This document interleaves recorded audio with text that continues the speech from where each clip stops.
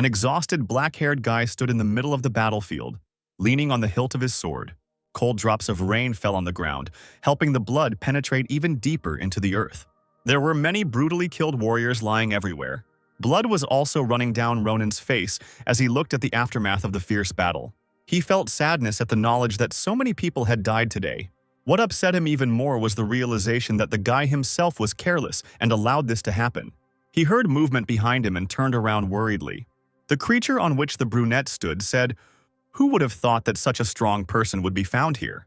The guy bared his teeth and shouted, "Bastard, are you still not dead?" The creature was quite large, had a pale human body with 4 horns on its head and 4 wings behind its back. Eyes without pupils and irises glowed yellow, and on its forehead there was a pattern of 2 waves and dots. This creature was Agayut, the last of the 3 giants. 20 days ago, he suddenly appeared in the Empire and, for unknown reasons, began to wreak havoc. An angry Ronin placed his foot on the bridge of his nose. Then he said, "Because of you, half the Empire turned into a cemetery, so why the hell are you still alive?" The giant replied, "Don't worry, I don't have long left. I'll soon return to my side." The brunette said, "That's good. Your dead friends are already waiting for you there." Agayut was surprised, and the guy explained, "Yes, I mean the 2 who came with you. One was fried to a crisp by a hot-tempered red dragon, and the second was sealed for eternity by an old man named Lorahun." Through a mad smile, Ronan asked, "Do you understand now, bastard?" The giant replied, "Do not try to hide the truth behind superficial words, strong man. The children of the stars share their feelings among themselves, and we know that they took their enemies with them to the next world. And it also means that there are no more strong people like you left." Ronan said, "What? I'm still alive. Don't talk nonsense about 'there are none left.'" The giant said, "You don't have to pretend. I know you don't have long left, and I'm very glad about that. After all, if you had realized your powers earlier and started to hone them, you would have become a big obstacle on the way to our cherished desire." The brunette muttered through his teeth, "Come on, I don't care. I knew without you that I had ruined my life, so shut up and die." The giant said, "You are a great man, so you have the right to be proud. But in the end, your world will soon be swallowed up by the starlight and dissolve in it." After these words, the brunette swung his sword and cut off Agayut's head.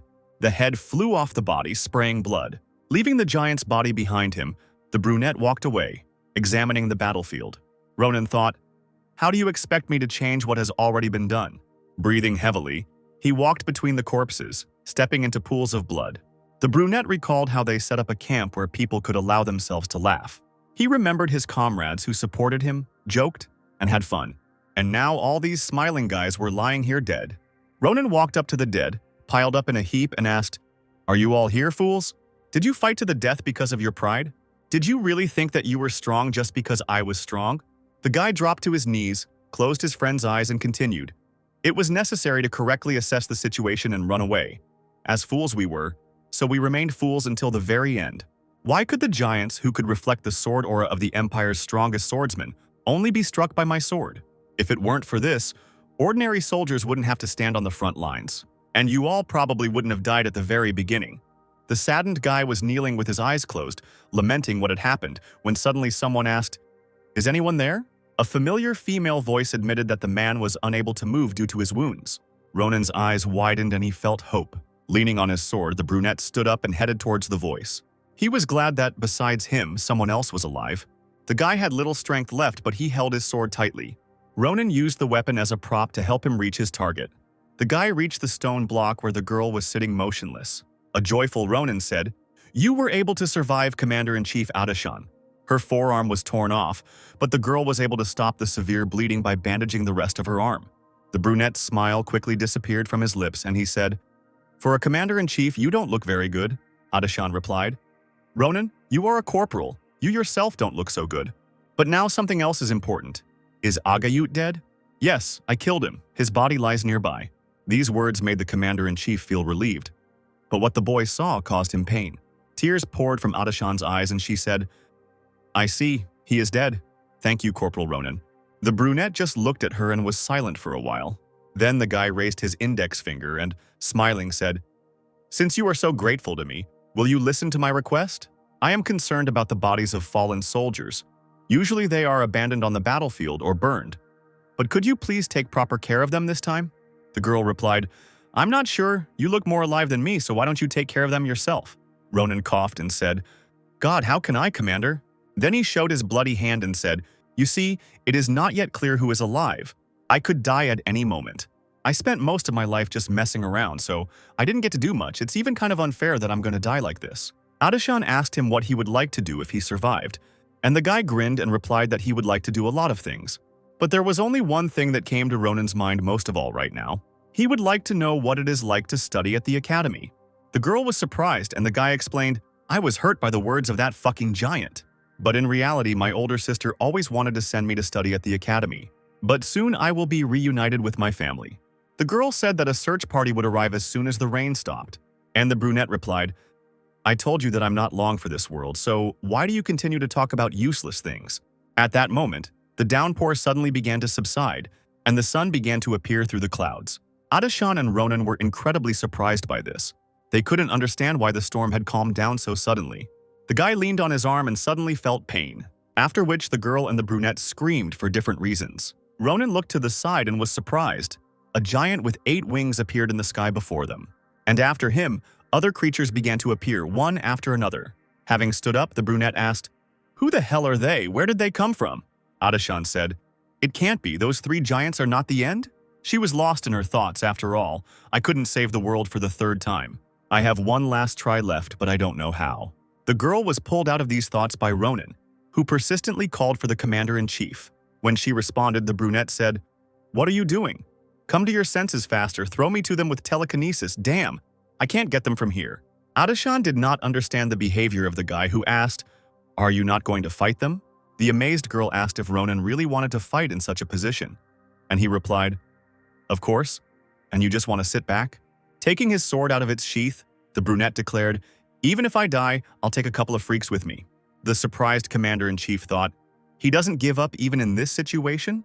Well, yes, he is like that, because it is only thanks to him that we were able to go this far. This heroic man stood before her, ready to do anything for the sake of humanity, and Adishan made a fateful decision. The girl stood up and touched the brunette's shoulder, attracting his attention.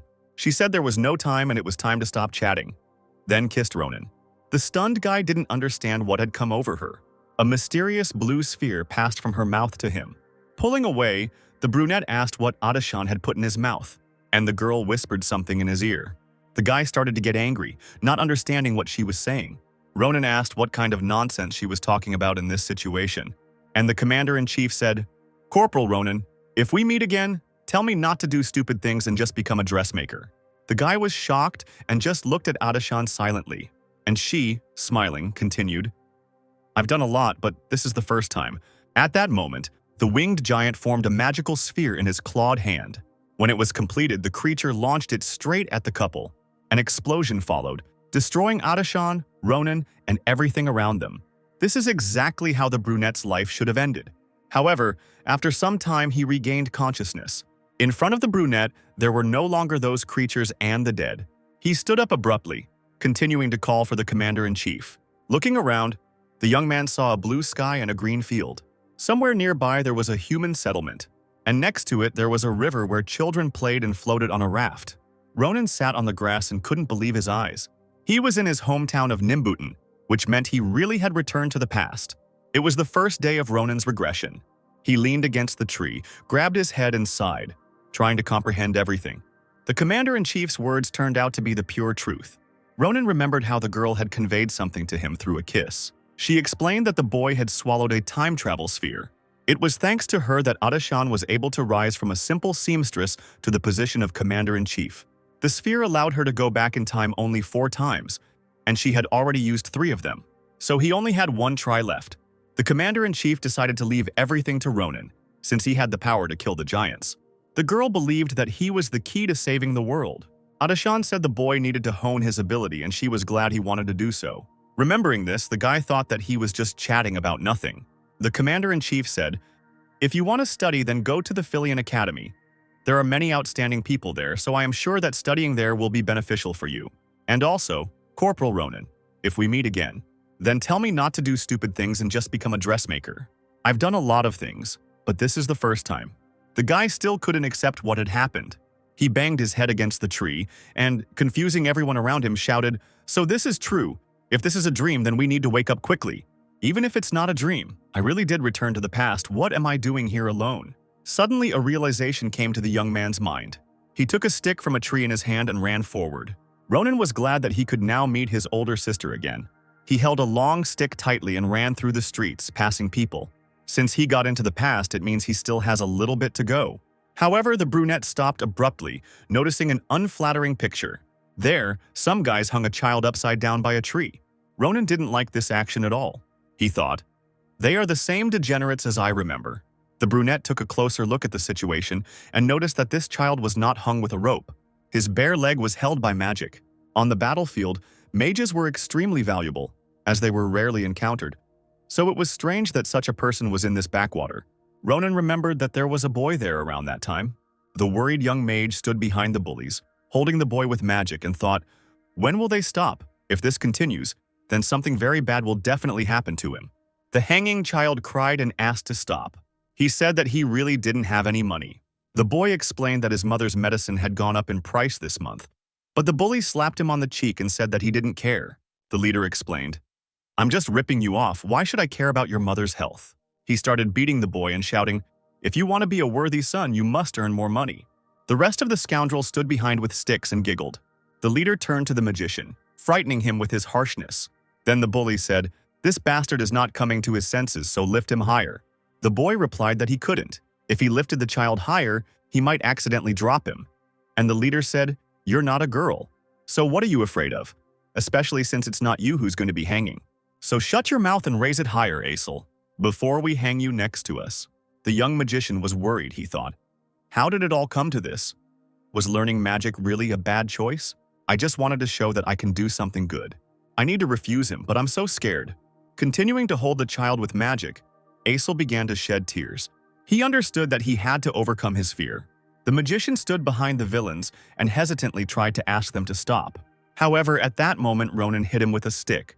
Then the brunette said, "Stop it, asshole, you'll kill him." Asel lost control of magic and let the boy go. The child fell, confusing the hooligans around him. The leader became indignant and shouted, asking what the magician was doing. He went to Asel and said, "You decided to stop just because he told you to. Are you kidding me?" The magician began to justify himself by saying that he had not let the boy go on purpose. Then Ronan said, "Hey Asel, forget about him and talk to me." The brunette, ignoring the angry leader, said that he had something to talk about with the magician. At first, the young man asked where Asel had learned telekinesis, and the boy said that he had learned it from a grimoire that he had bought from a merchant. The bully kept shouting something, and Ronan, as if he didn't hear him, was surprised that Asel had become so skilled using some cheap grimoire. The brunette thought, "It's incredible, but I need to see what else he's capable of, but even so, when I meet the giants." Ronan's thoughts were interrupted by the familiar sound of a sword. It was the angry leader of the hooligans who pulled his weapon from its sheath and said, "Dare you ignore me? You started showing off only because I gave in to you a couple of days ago. Today, I will put you in your place." The sword flew straight at Ronan, who continued to think calmly, "Wow, this is a real sword. Where did that freak get it?" His stance is, of course, crap, but he compensates for his lack of skill with his strength, and that is quite enough. However, such tactics were useless against the battle-hardened Ronan, who easily dodged the blow. The bully was surprised that his opponent dodged so easily. Maybe the brunette's body was younger, but the fighting instinct that had been instilled in him during his service in the penal battalion had not gone away. The leader said that Ronan was lucky because he wanted to beat the brunette so badly that he wouldn't be able to lift a spoon for the rest of his life. And Ronan replied, "Yes, today I'm lucky, even though all my life I've been dogged by bad luck." The bully said, "Since it comes down to it, then get on your knees and beg for mercy, and then I will leave you alive, although I will still take one of your hands." Such threats were funny to the young man. Ronan was stretching his neck, and the bully, grinning, continued to speak, "But don't worry, even if I kill you, I'll take good care of your little sister." Ronan asked if the leader had actually mentioned his sister, and the bully replied, "Yeah, whenever I see her, all I can think of is, she's got such a round ass that I'd—" However, the leader could not finish speaking. Ronan swung his stick so fast and hard that he was able to cut off his enemy's ear. The bewildered hooligan threw the sword out of his hands and, screaming in pain, grabbed his wound. The rest of his comrades were so scared that they did not dare to stand up for their leader. Ronan walked up to the villain, insulting him. The enraged guy asked if the boy really wanted to die. The warlike youth stood over the hunched-over bully and everyone around was afraid of him. The villains were nervous, not understanding how this was possible. After all, Ronan cut off their leader's ear with an ordinary stick. The brunette turned to the hooligans and asked if they liked the show. Then, kicking the leader, he added, "Now get lost and take this bastard with you if you don't want to end up like him. And leave that boy's money here, as well as the payment for ruining my mood." The frightened hooligans replied that they would give everything back. After the villains left, Ronan gave the entire bag of money they left behind to the boy the bullies were bullying. The amazed boy asked if Ronan would really give him all of this, since there was much more in the bag than the villains had taken from him, and the brunette replied that he only needed the sword. Ronan also explained that the boy did not need to worry, as these hooligans would not come back for him because they did not have the courage to prowl around the area, and the boy began to thank his savior with tears in his eyes. Waving his hand, Ronan said, "No big deal, just go home." At this moment, the quiet Asura decided to attract the guy's attention. The worried boy bowed his head and said that he was truly sorry. He sincerely asked for forgiveness from the one he held with magic. Shedding tears, Asura admitted that he understood that this could not be done even under Hans's threats. But he was so scared that he couldn't stop himself in the end. The young magician continued to say that it was all his fault and he was truly sorry. However, the boy who was being bullied was not angry at him at all. He sighed and even smiled. The boy also said, "Asura, you are crying just like when Hans first dragged you here. When I saw you, I immediately thought that they were bullying you just like they were bullying me." The young magician was so ashamed of his actions that he could not say anything else, and the boy put his hand on his shoulder and said, "So don't blame yourself, Asura." Smiling, he noted once again that it was not the magician's fault. However, the boy still appreciated Asura's apology. Holding the bag of money tightly, the boy headed home. Ronan watched him go, as did Asura, who was waving goodbye. At some point, the brunette turned his gaze back to the magician. The young man smirked and sighed, thinking that this guy was not bad. Having scared Asura, Ronan asked, "Remember I said that I needed to talk to you?" The boy confirmed this, and the brunette said that in that case they would see each other in the same place in 4 days. Asura asked what the young man meant, and Ronan replied, "I'm busy now, so let's put off the conversation until later. We'll meet when the moon rises." Looking menacingly at the magician, he added, "Of course, if you don't come, then I think you understand what will happen to you." "Okay, I'm going. If you're late, you're finished." Ronan walked away, leaving the frightened and confused boy alone. After some time, the brunette was already standing in front of the house. He felt insecure, so he kept hesitating to enter. Ronan held the bouquet in his hands and wondered if he had gone overboard with the flowers. The young man remembered that his little sister loved them, so he picked everything he saw. Still, he thought it was too much, so he decided to just throw the bouquet away. However, at that moment his sister appeared on the threshold and said, "I kept wondering who it was here." The girl was glad to see her brother, who was now standing with his back to her and was nervous. When Ronan was in the penal battalion, he often thought about what to say to her when they met. Maybe I should have apologized for leaving without saying a word or said I missed you. He thought about it all the time, but all of these were words that only Ronan from the penal battalion could say. Today, he could only tell her one thing.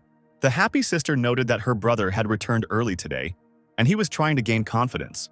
The brunette bowed his head and replied, "Yeah, I'm home." When the young man entered the house, the girl hurried to set the table. She also said, "Oh my God, I never thought that the day would come when my heartless brother would give me flowers." Errol would smile widely and say she was so happy, and Ronan would nervously reply, "I'm glad you liked it." The sister asked whether she should give her dear brother more food and whether he wanted some roast. But the young man replied that he was full and asked how old she was this year. Errol replied, "Oh my God, Ronan, I'm 22. Why such a question?" The guy said he just forgot it, and the girl replied that it was impossible to forget something like that. She became worried and began asking if her brother had a headache or if he had caught a cold. And the brunette thought, since she was 22, there were about 10 years left before those bastards arrived. Errol placed her hand on his forehead and noted that there was no fever. Ronan thought that his sister was just as he remembered her. She was just as bright, kind, and warm. The young man simply wanted this moment to last forever. But he also remembered that in 10 years he had to protect his sister and the whole world. Removing her hand from his forehead, he admitted that he wanted to tell her something. The boy smiled and said that he was thinking about going to the academy. Surprised, Errol asked again, "What, to the academy?" Then she became overjoyed and asked him to repeat what was said, thinking that she had misheard it. The young man confirmed that his sister had heard everything correctly, and Errol, shaking his hand, said, But you never even listened to me when I raised this topic. Once it came to that, the girl ran somewhere and started looking for something. She said, I knew this day would come. You are a smart boy, so I am sure that you will succeed. Ronan thanked his sister, after which she presented him with a rather large cauldron. Errol said it was a gift for her brother, which surprised Ronan. The pot was filled with coins, and the boy asked where all that money came from, and his sister replied, I saved it up secretly to surprise you. I wanted to be able to pay for your education if you changed your mind about the academy. The young man said, It's incredible, and when did you accumulate all this? I am truly grateful to you. But keep it for yourself, it still won't be enough for me.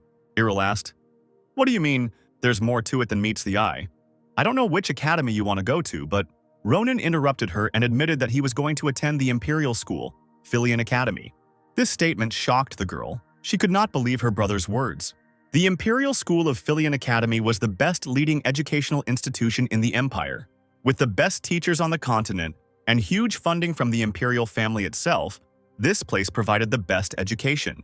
Philion Academy was so prestigious that it was nicknamed the Hero Factory. Its status was incredibly high, and in the future, such fighters as Commander-in-Chief Adishan, Swordmaster Scholphan, the Worst Bandit, the Winter Witch, and others graduated from it.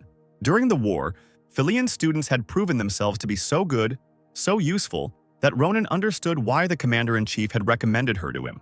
But the problem was the Academy's popularity, not to mention the sky-high tuition fees and high standards. The sister's reaction to her brother's confession, of course, upset the guy a little, because the girl clearly doubted the young man's abilities. However, the brunette was confident in himself and simply decided to prove everything to her with action.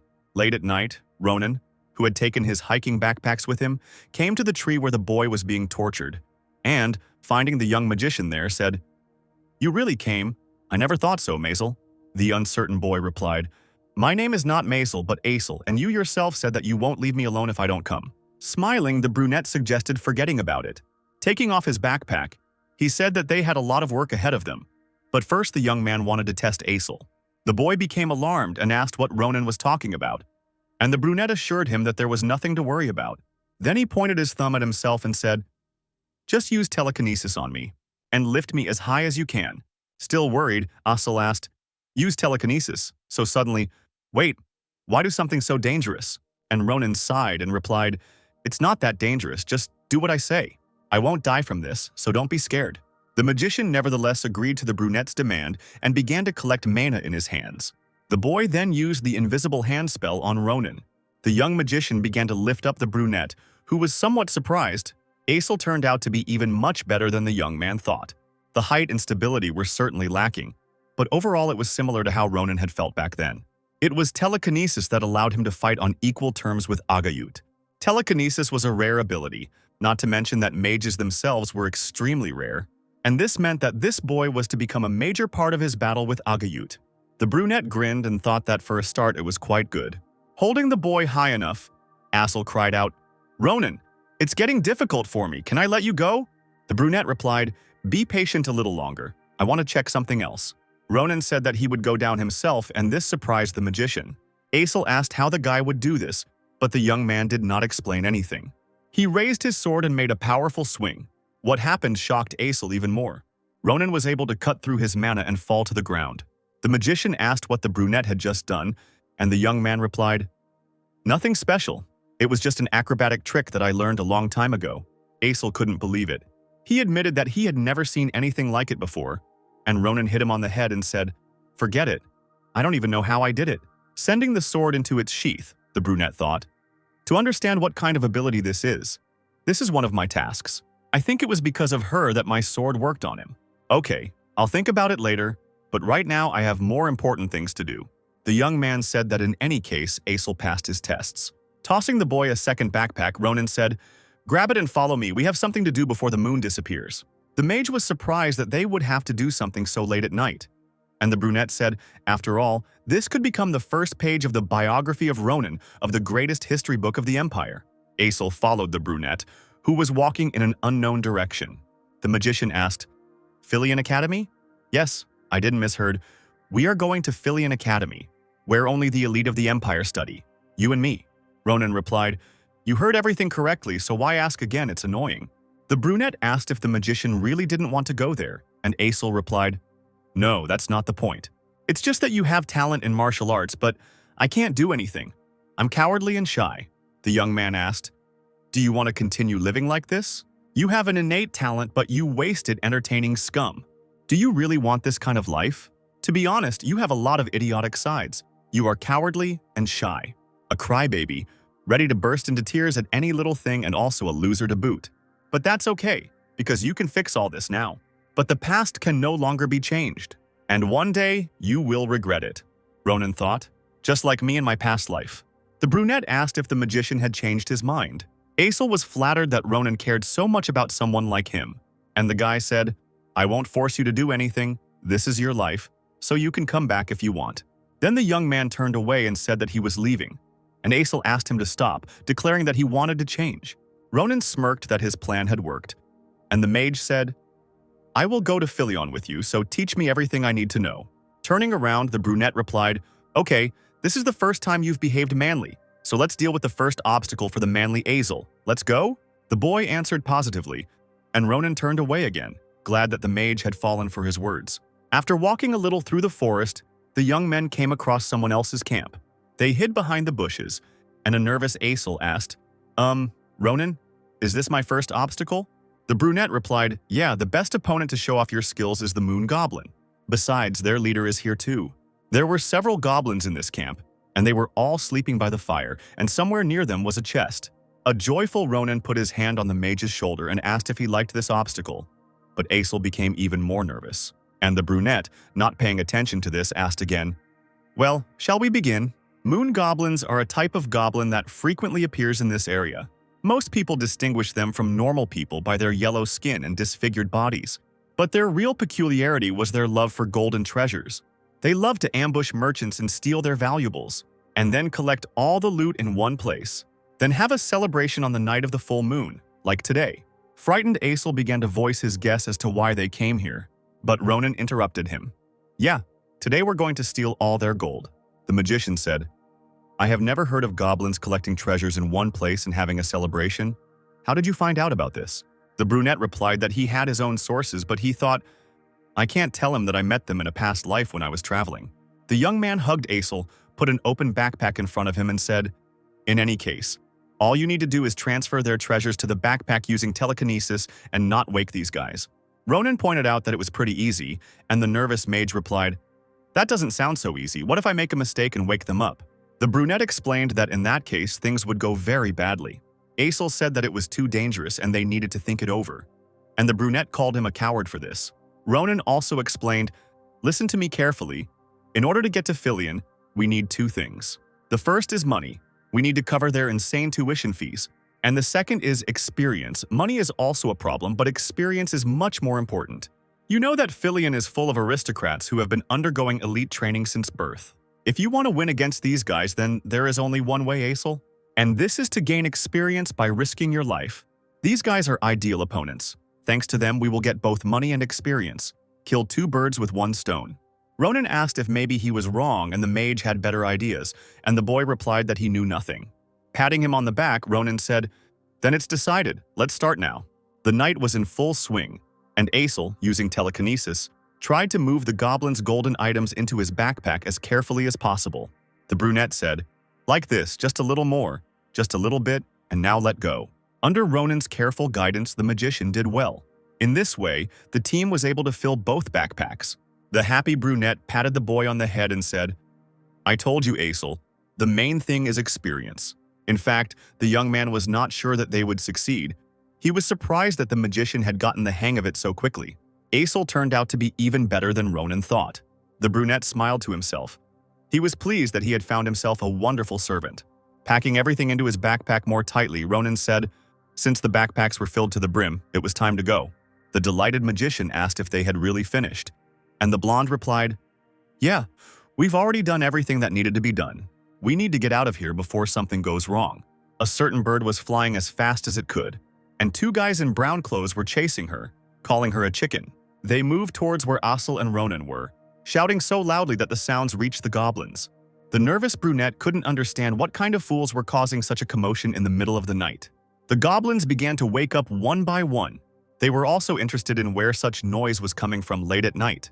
But when one of the goblins looked at the chest that was supposed to contain the jewels, he was overcome with anger and incomprehension. In his goblin language, he shouted that thieves had been here. All the creatures were perplexed and tried to understand where those who had robbed them were now. Somewhere behind in the bushes, the goblins heard a crunch. They turned around and found the very same thieves there, who wanted to leave safely. The boys became nervous and Ronan cursed silently. A crowd of goblins rushed towards them. The brunette understood that things were bad for them. The magician screamed in fear and fell to his knees. Mentally preparing for the fight, Ronan said he knew it was going too smoothly. Aesel asked, "What should we do, Ronan? Throw down our backpacks and run." However, the young man, taking out his sword and assuming a fighting stance, replied, "No way. How are you going to pay for training? Do you think money will come out of nowhere?" The magician said that this was not important now, and the goblins were rapidly approaching. Aesel cried out that they were already here. However, the brunette did not react to this. He calmly examined the weapon and thought, "The sword is made of cheap steel. With such weight and strength, it will last for 15 blows." The first 3 goblins to reach the boy were the ones who, by this point, Ronan calculated that there were 30 of them in total. The opponents jumped towards the brunette, intending to attack him, and Aesel kept shouting the young man's name so that he could at least do something before he was wounded or even killed. Ronan remained calm, considering his battle tactics. He decided that 15 blows should still be enough. The brunette swung his sword and cut off the heads of 3 attackers at once. The young mage was shocked to see the goblin heads flying above him. Blood flowed from the blade, and it also spurted from the enemy's neck. And Ronan, with excitement in his eyes, announced that there were 14 strikes left. The crows sitting on the branches cawed anxiously and flapped their wings, flying away in all directions. And Ronan's blade pierced the head of one of the goblins. The guy said, "This is the last one." Okay, everything turned out not so bad. Aesel was still sitting on his knees in the same place. He thought that what happened was impossible. The magician could not understand what had just happened. The brunette was able to decapitate 3 goblins with 1 blow. Then a whole crowd of opponents fell upon him. However, Ronan simply disappeared for a moment, and when he appeared, there was practically nothing left of the crowd of goblins. The young man beheaded or chopped off the limbs of everyone who stood in his way. Rising to his feet, Aesel became nervous, beginning to understand what a strong person he was dealing with. He never thought Ronan would put on such a show. The brunette looked at the magician and asked why he was standing motionless, and Aesel began to ask for forgiveness. Placing the sword on his shoulder, Ronan said, "No need to apologize. You better pack your things quickly, we're going home." The night was gradually drawing to an end, and the stars were slowly disappearing. The young men returned from the forest to their village, and gold jingled in their backpacks with every step. Rubbing his tired shoulders, Ronan said, "How stressful. I thought we could do everything calmly, but everything did not go according to plan." The brunette thought, "My muscles hurt from just a couple of goblins. Is it because I'm still growing? When I get back, I'll need to get into full-on physical training." Aesel asked Ronan what the screams were that had awakened the goblins, and the young man replied that he did not know. The brunette also said, "What the hell were they yelling for in the middle of the night, sick bastards? Just wait. You'll pay me for all the inconvenience caused." At that moment, someone behind him fired an arrow with a red tip from a bow towards the guys. Feeling something approaching, Aesel turned around. Ronan cursed and caught the arrow that was flying straight at the mage. The brunette wondered what they were up against this time, and the alarmed Aesel cried out, "An arrow! Where did it come from?" Ronan said, "Is this fucking forest cursed or something? Why are there so many sick bastards wandering around it?" 2 unknown guys in brown suits appeared before them and said, "Who are you? These are people, and children at that." Ronan, hearing that they were called children, broke the arrow out of anger. One of the strangers, who was holding a bow, scratched his head in embarrassment and asked the children for forgiveness. He also said that he heard something rustling and thought it was a monster. At the same time, the man himself stubbornly looked at the boys' backpacks, from which gold was visible. The stranger, with a smile on his lips, continued to feign indignation that they had almost killed a man, and he also asked if the boys were hurt, while the second one, with a bag on his back, tried to support him. An unhappy Ronan told them to stop talking nonsense, since the strangers weren't even trying. The people were surprised, and the brunette continued, "Enough of this shitty game and answer directly." With a frightening look, Ronan asked who the 2 were. The strangers became a little nervous and took their time answering. The archer, holding one hand behind his back and scratching the back of his head with the other, began to approach the brunette with the words, "Haha, damn. I forgot to introduce myself. Sorry, my fault." He then pulled a knife from behind his back and tried to attack the boy, confessing that they were Caliboro. However, Ronan grabbed the attacking hand and performed an uppercut of his own. Blood gushed from the mouth of the discouraged opponent. The brunette said in a calm voice, "So you are one of those scumbags." The archer fell to his knees, and the second Calaboro rushed at the young man with a knife, insulting him. Watching this, Asel became alarmed. He wanted to protect his friend. The mage used Invisible Hand to stop the enemy and shouted, "Ronan, watch out!" Calaboro couldn't understand what had happened and why he couldn't move. The brunette turned to Asel and praised him for such an action. Then he approached the enemy and snatched the knife from his hand. With the same weapon, the brunette made several precise lightning strikes and found himself behind the enemy. The shocked enemy asked who they were. However, the next second, blood gushed from his body. With a wheeze, he fell dead right next to the frightened Asel. The mage stuttered and asked if the man was really dead, and Ronan replied, "Well, of course, why would I spare someone who wanted to kill me? And besides, you heard they are from Calaboro." Asel didn't know what that meant, and the brunette explained, "Poaching, kidnapping, selling people, there's no crime they wouldn't do. They're the most hardcore gang in the Empire." The young man approached the second villain and stabbed him with a knife. Then he went on to say, "If I hadn't killed them, they would have taken you apart for your organs and buried the remains somewhere. Leaving these guys alive, knowing who they are, is tantamount to a crime. So don't make a scene and collect their things." Suddenly, a bag belonging to the bandits flew up behind Ronan. The boys were amazed. They did not understand why some bag was moving. Asel suggested that there might have been a stolen animal inside. To find out, Ronan untied the rope and Blue Eyes looked at him from inside the bag. With a squeal, it quickly flew out. It was a bluebird, which the brunette called the country chicken. She floated in the air and chirped, and the young men were amazed by her unusual color. Admiring the animal, Asel admitted that it was the first time he had seen such a bird. Ronan said that he too had seen something like this for the first time. He noticed a chain on the feathered creature's legs. These were poachers' shackles, Calaboro. They disrupted the prisoner's mana flow and restricted his movements. Brunette said, "I thought they were used in rare cases, like when they catch fantastic beasts." Suddenly, a magic circle formed behind the beast and someone spoke, "Answer, please. What?" Finally got in touch. Shocked that the bird could talk, Asel rushed into Ronan's arms, but the brunette pushed the magician away and said, "Are you seriously thinking that, idiot? This is communication magic." Ronan thought, "Judging by the fact that they spoke to us as soon as the bird flew out of the bag, he can most likely block mana." The brunette assumed that the speaker was the owner of the bird. The voice answered, "That's right. My name is Varen. I study fantastic creatures at the Institute. I am the guardian of this bird." "No, Marpez. No matter how much I tried to contact her, I couldn't do anything. I was about to write a statement, but it seems like everything worked out. No offense, but who are you?" Ronan replied, "We were just passing by and got into a fight with the poachers who stole your bird." "Well, what happened is too bloody to talk about." The brunette concluded that they had saved the bird, and Varen said, "What poachers? Stole it? Of course I thought about it, but for everything to be like that, I owe you a lot and I can't even imagine how to repay you." While Asel started admiring the cute bird again, Ronan said, "No need, just tell me how we can return it to you. It looks very exhausted because of the shackles. If I take them off, will it be able to fly normally?" The voice replied, "I'm sorry, oh yes I must. The dream bird has a good homing instinct. So if you can free it." Ronan didn't listen to the rest. He interrupted the conversation saying that he would do so. The young man took out his sword, swung it and cut the chain, frightening the bird. Putting his weapon back, Ronan said, "Fly to Daddy Blue, don't make him worry." The feathered beast chirped, looking at the hero with admiration. The bird turned around and started urging the guy to do something, making him feel awkward. Ronan asked, "She's shoving her ass in my face now, what does that mean?" Varen replied, "She asks you to pluck a feather before she flies away. It seems she wants to meet you again."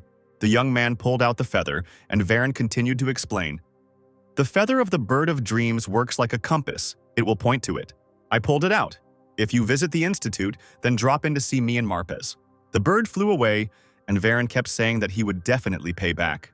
Ronan was surprised by Marpez's incredible speed, and Asel asked what the young man had in his hand. The brunette noticed this and felt his hand being pinched. Both Ronan and Asel could not understand what kind of gift the bird had left for them. A few days later, the boys arrived at the merchant's parking lot. It was quite lively there. People were actively working, displaying various goods. The owner of the Carabella merchant house, Don Carabella, examined an ornament made of a silver chain and a blue stone. The man said, "What a valuable stone, and the work of a jeweler. Everything in this decoration is simply excellent. I will give 20 gold pieces for it." You brought so many wonderful products. I was lucky today. Just think. I met such a valuable customer. And a pleased Ronan replied, finally, I met someone smart. All the other traders turned out to be scammers. They tired me out pretty badly. But it wasn't in vain that I wandered around the area, since I was able to meet such a conscientious merchant. The joyful Dawn shook the young man's hand and said, it's an honor to hear such a thing. Maybe you'd like to appreciate something else. Ronan replied, could you please take a look at this? I don't want to sell it. I'm just curious to know what it is. The young man took out an oval-shaped object, the color of which resembled space. That night, the bluebird, the bird of dreams, left Ronan this egg. At first, he thought she had defecated in his hand and he became extremely angry, but this turned out to be wrong. For the sake of safety and verification, he threw the suspected droppings into a boulder. However, the stone was destroyed by the impact of the egg. That's how the brunette found out that it was damn strong. Looking at the object, the merchant thought, I don't know if this is a bird's egg or someone else's, but it definitely belongs to an extremely rare species of fantastic creature. This treasure could be worth a lot. Carabella looked at the egg with concern, commenting on its color and texture. The young man was impatient and was already glad that the item would be expensive. However, Dawn immediately upset him by asking, just don't tell me it's horse shit. Ronan answered in the negative, and the merchant, feeling awkward and returning the egg to its owner, said, true. I don't know what this is, but I think it's something very unusual. Maybe you could take it to a specialized place? The young man sighed and replied, it looks like this is all that remains. I can't sell it without knowing what it is. The brunette also asked if Carabella was selling books about Filion, and Dawn asked, Filion, do you mean the academy? Ronan replied, yeah, we're going to take the entrance exam there, but we don't know anything about it. The man responded enthusiastically, ah, so you want to join there too, what a coincidence. My daughter is also planning to join there. I'm sure she will help you, she should be here soon. Approaching a group of people, the blonde asked, what's going on here, father, who is this? The guys turned to the girl, and the merchant joyfully said that his daughter had arrived. He also confessed, she is my only blood, Maria. Ronan was surprised to hear the blonde's name. He took a closer look at the fair-haired girl with green eyes. Dawn said, Maria, say hello. They are important clients with whom I just made a big deal. The blonde was surprised and asked if this was really true, since she had only seen the little ones. And the father was indignant and demanded that his daughter watch her language. He apologized to the guys, explaining that the girl grew up in the merchant class, so she was a bit rude in her language, and Aesel replied that everything was fine. He also wanted to admit that Ronan might get angry because of this, and the brunette himself at that moment headed towards the girl. Coming closer to her, the young man asked if she really was Maria. He also asked if her middle name was Sen, and the surprised blonde confirmed it and asked how he knew that. The guy said, how strange. You look very much like a person I know. There was just one discrepancy between Maria and him. Ronan asked to ask her a question, but only in her ear. The girl asked what he wanted to know. Ronan came closer and whispered a question that startled the girl. Do you by any chance have a dick down there?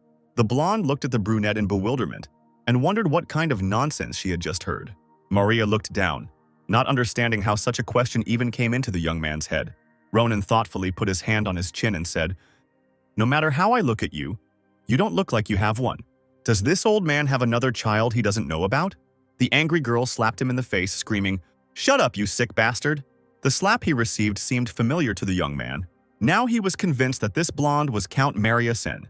When their penal battalion was in the town of Armerlin, Maria was responsible for their provision. With his excellent work ethic and easygoing personality, he could make friends with anyone. Maria was an impressive person, but if you mentioned penis in conversation with him, he would immediately become unusually angry. He started slapping everyone, and at the time Ronan didn't understand why this was happening. The brunette wanted to ask him why this was so the next time they met, but there was no longer such an opportunity. Maria died in the battle against the Titans, but it seems that now the young man has found the answer to his question. Count Maria was actually a girl. Ronan smirked, and the angry blonde screamed, you find it funny? Should I hit you again, then get it? The next moment, Maria was already trying to hit the guy with her fist. However, Ronan dodged, hit her on the head and demanded that she calm down. The blonde grabbed her head, and the young man said, don't be impudent just because I allowed you to slap me once. And that's only because I was wrong here, but I won't allow it. Before Ronan could finish, Maria hit him in the chin with her head, screaming, what happens if I hit you twice, bastard? The opponents began to fight, grabbing each other by the hair and insulting each other. Dawn and Aesel watched all this in complete shock.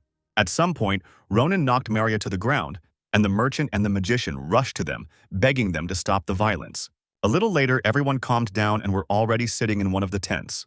Aesol looked at Maria and Ronan, who were sitting at the table with weapons on them. Amazed, the magician didn't understand what was wrong with these two. The girl asked, "So it was you who decided not to sell?" And the brunette replied, "Yeah, check if everything is okay with them. If not, I will buy something from you as a replacement." Aesol thought that these people had just fought as if they wanted to kill each other, and now they had become friends.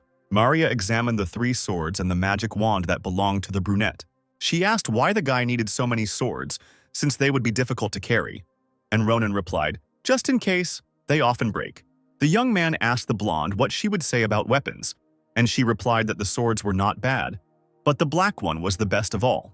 Black iron was very durable, so all the famous knights wanted weapons made of it. The girl said that she didn't know how roughly the boy used swords, but this sword most likely shouldn't have broken. And the boy thought that in his past life, he loved weapons made of black iron. Maria also said, "This wand contains a good magic stone. So you saved it for this cutie?" The blonde asked Aesol if he was a magician, and the boy confirmed it. Then the girl asked what kind of magic he used. Aesol replied that he used telekinesis, and Maria was amazed and said, "Telekinesis, incredible. If you try, you can get a scholarship. So, the question is only about you. What technique will you show in the practical exam?" Ronan didn't understand what was going on, and Maria said, "You don't know. To get into Philion, you need to impress the professors. Show your techniques on the practical exam. Of course, the theoretical exam is also difficult, but not as much as the practical one. Besides, if you show a good result in the practical one, you will definitely be accepted into the academy. In other words, if you do not prove your worth, then you can forget about entering the academy." The young man sighed and said, "What? A swordsman just needs to know how to wield a sword, god, and what do they usually show them?" Maria replied, "Most nobles display their family's secret techniques, but most martial artists and aspiring students display their own martial techniques using mana." The brunette was surprised. "Wait, mana? Children swordsmen at that age can use mana, even without being mages?" The girl said, "What are you talking about? If you want to enter Philion, then you definitely need to be able to do this. You need to feel your mana. And using it in battle is the foundation of foundations. Why are you looking at me like that? Just don't tell me that you can't feel your mana." Ronan asked if that was the same as an aura, and the blonde felt like she was being electrocuted. The amazed girl asked, "Are you really going to enter Philion? How can you compare aura and mana?" And the young man replied, "Maybe I understand it a little. Why make such a scene?" Maria said that this would not do and suggested going out, but the young man was surprised by such a sudden proposal. The girl took his swords, saying that she would borrow them since her weapons were currently in the forge. The brunette asked where she got so much confidence from, since she could damage the swords. And the blonde replied, "Don't worry, we'll finish before that happens. If I break them, I'll pay double, no, triple the price for them. Are you happy? So stop chatting and follow me. I will give you a special training," said the blonde, and left the tent. Mana is the primordial source of nature's power, like air that is everywhere. But this does not mean that everyone can use it. In order to use mana, you must first feel your own mana and develop a mana sense. This can be achieved through talent, training, strong desire, or something else. There are many factors that influence whether you will succeed or not, but it usually takes people a year to feel it. And those entering Philion have already passed this stage. Thanks to their own mana techniques, the road to the academy is open to them. Maria explained all this to Ronan while she was on the street late in the evening. And she also said, "Now you understand. Forget about intuition. Now you don't even understand the difference between mana and aura, and you're still planning to enroll in Philion, storyteller. Okay. If you look at it this way, aura is a type of mana, but the difference between them is like the difference between heaven and earth." Standing opposite Maria at some distance with a black iron sword on his shoulder, the young man asked, "Is it all that serious?" The girl continued to speak. But even with talent and incredible efforts, it takes at least 10 years of training to get an echo of the innate power of the aura. The blonde asked if the guy understood at least a little, and he replied that he was able to understand some of the information. The brunette thought, "Sometimes I met such people on the battlefield. They boasted that they use aura or some other unusual powers. They were tough opponents, but not exactly impossible ones. If you cut them down, they die just like everyone else." Maria said, "Okay, let's finish with the explanations for now. Shall we begin? I think you'll understand faster if you use your body rather than your head." Ronan didn't take it all seriously, thinking that she was just a young girl. Maria pushed off the ground and in an instant covered the distance between them, holding two swords tightly in her hands.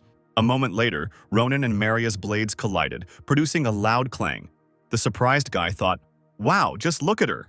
The brunette then pushed the girl's swords away, showing that he was not as weak as she thought. Ronan wondered, at such a young age, she was already capable of throwing out so much power and using twin blades at that. "I haven't noticed anything like that yet, so I can't say for sure, but it looks like this is her mana combat technique that she talked about." The young man began to actively attack Maria, and she thought, "What's wrong with him? I wanted to end the fight with one attack and show the power of mana to force him to give up on entering the academy. After all, it would be much better than if he disgraced himself on the entrance test. But for some reason, he is the one who is pressing me now, and he is capable of this without using mana?" It seemed to her that all this was some kind of nonsense, and at that moment the attacking Ronan asked what the girl was thinking about, after which the guy hit her so hard that the blonde almost dropped one of the swords. As he was about to attack again, the boy told her to dodge instead of blocking. The sword was rapidly approaching the alarmed Maria. However, the blonde screamed and managed to jump back in time. She landed further away from the brunette, stopping herself with her sword stuck into the ground. Sighing, with a smile on her lips, the girl noted that it was dangerous. Maria asked, "You are not an ordinary guy, are you?" The young man replied, "Just like you not only have good control over mana but also over the sword. Although you have problems with your center of gravity, if you solve them, you will become much stronger." Ronan turned away and walked away, and the indignant blonde asked, "Where are you going? Just don't tell me that you already consider yourself a winner." At that moment, Maria's blade began to crack, and the young man calmly replied, "The main thing is to keep your word. You yourself said that you would pay triple the amount." The girl's sword shattered into pieces, which shocked the blonde. She couldn't understand when the young man could do such a thing, and he only told Maria to prepare the money. Suddenly, Asura poked his finger into the girl's back, attracting her attention. Understanding her feelings, he smiled and praised Maria. Ronan shouted for the magician to hurry up, as the young man was tired, and Asura obediently ran to the brunette. The girl watched them go, not understanding who they were. The next day, Ronan, Asura, and Maria met again. All the merchants at this moment were loading goods back into the carts. The brunette said, "I came for money, but what are these? Books?" On the barrel next to them lay 3 small bags, and below were backpacks completely filled with books. The girl answered, "Yes, books on the theory for entering Philion and my notes. Don't you need this? There is only a month left before entering." The brunette said, "Of course it is necessary, but why such generosity, if you are trying to deceive me somehow?"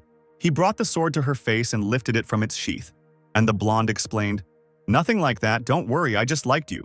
This is a small service so that we can all enter the academy together, of course, all for free. I would like to train you personally, but trade does not wait. It is time for us to go." Lightly hitting the young man on the chest, Maria continued, "So study well yourself. If you fail after everything I have done for you, I will not forgive you, understand?" Smiling, Ronan told her to worry about herself. Climbing into the carriage and waving goodbye to the boys, she said, "Then we'll see you in the capital for the entrance exams. Learn everything from cover to cover." The brunette looked at his hand and thought for a moment. He needed to train this weak body and study on top of that. It all seemed very complicated, but Ronan even liked it. Upon returning home, the young man's daily life went on as usual, but with some minor changes. As usual, he had lunch with Iriel, and he stuffed his belly so much that it almost burst.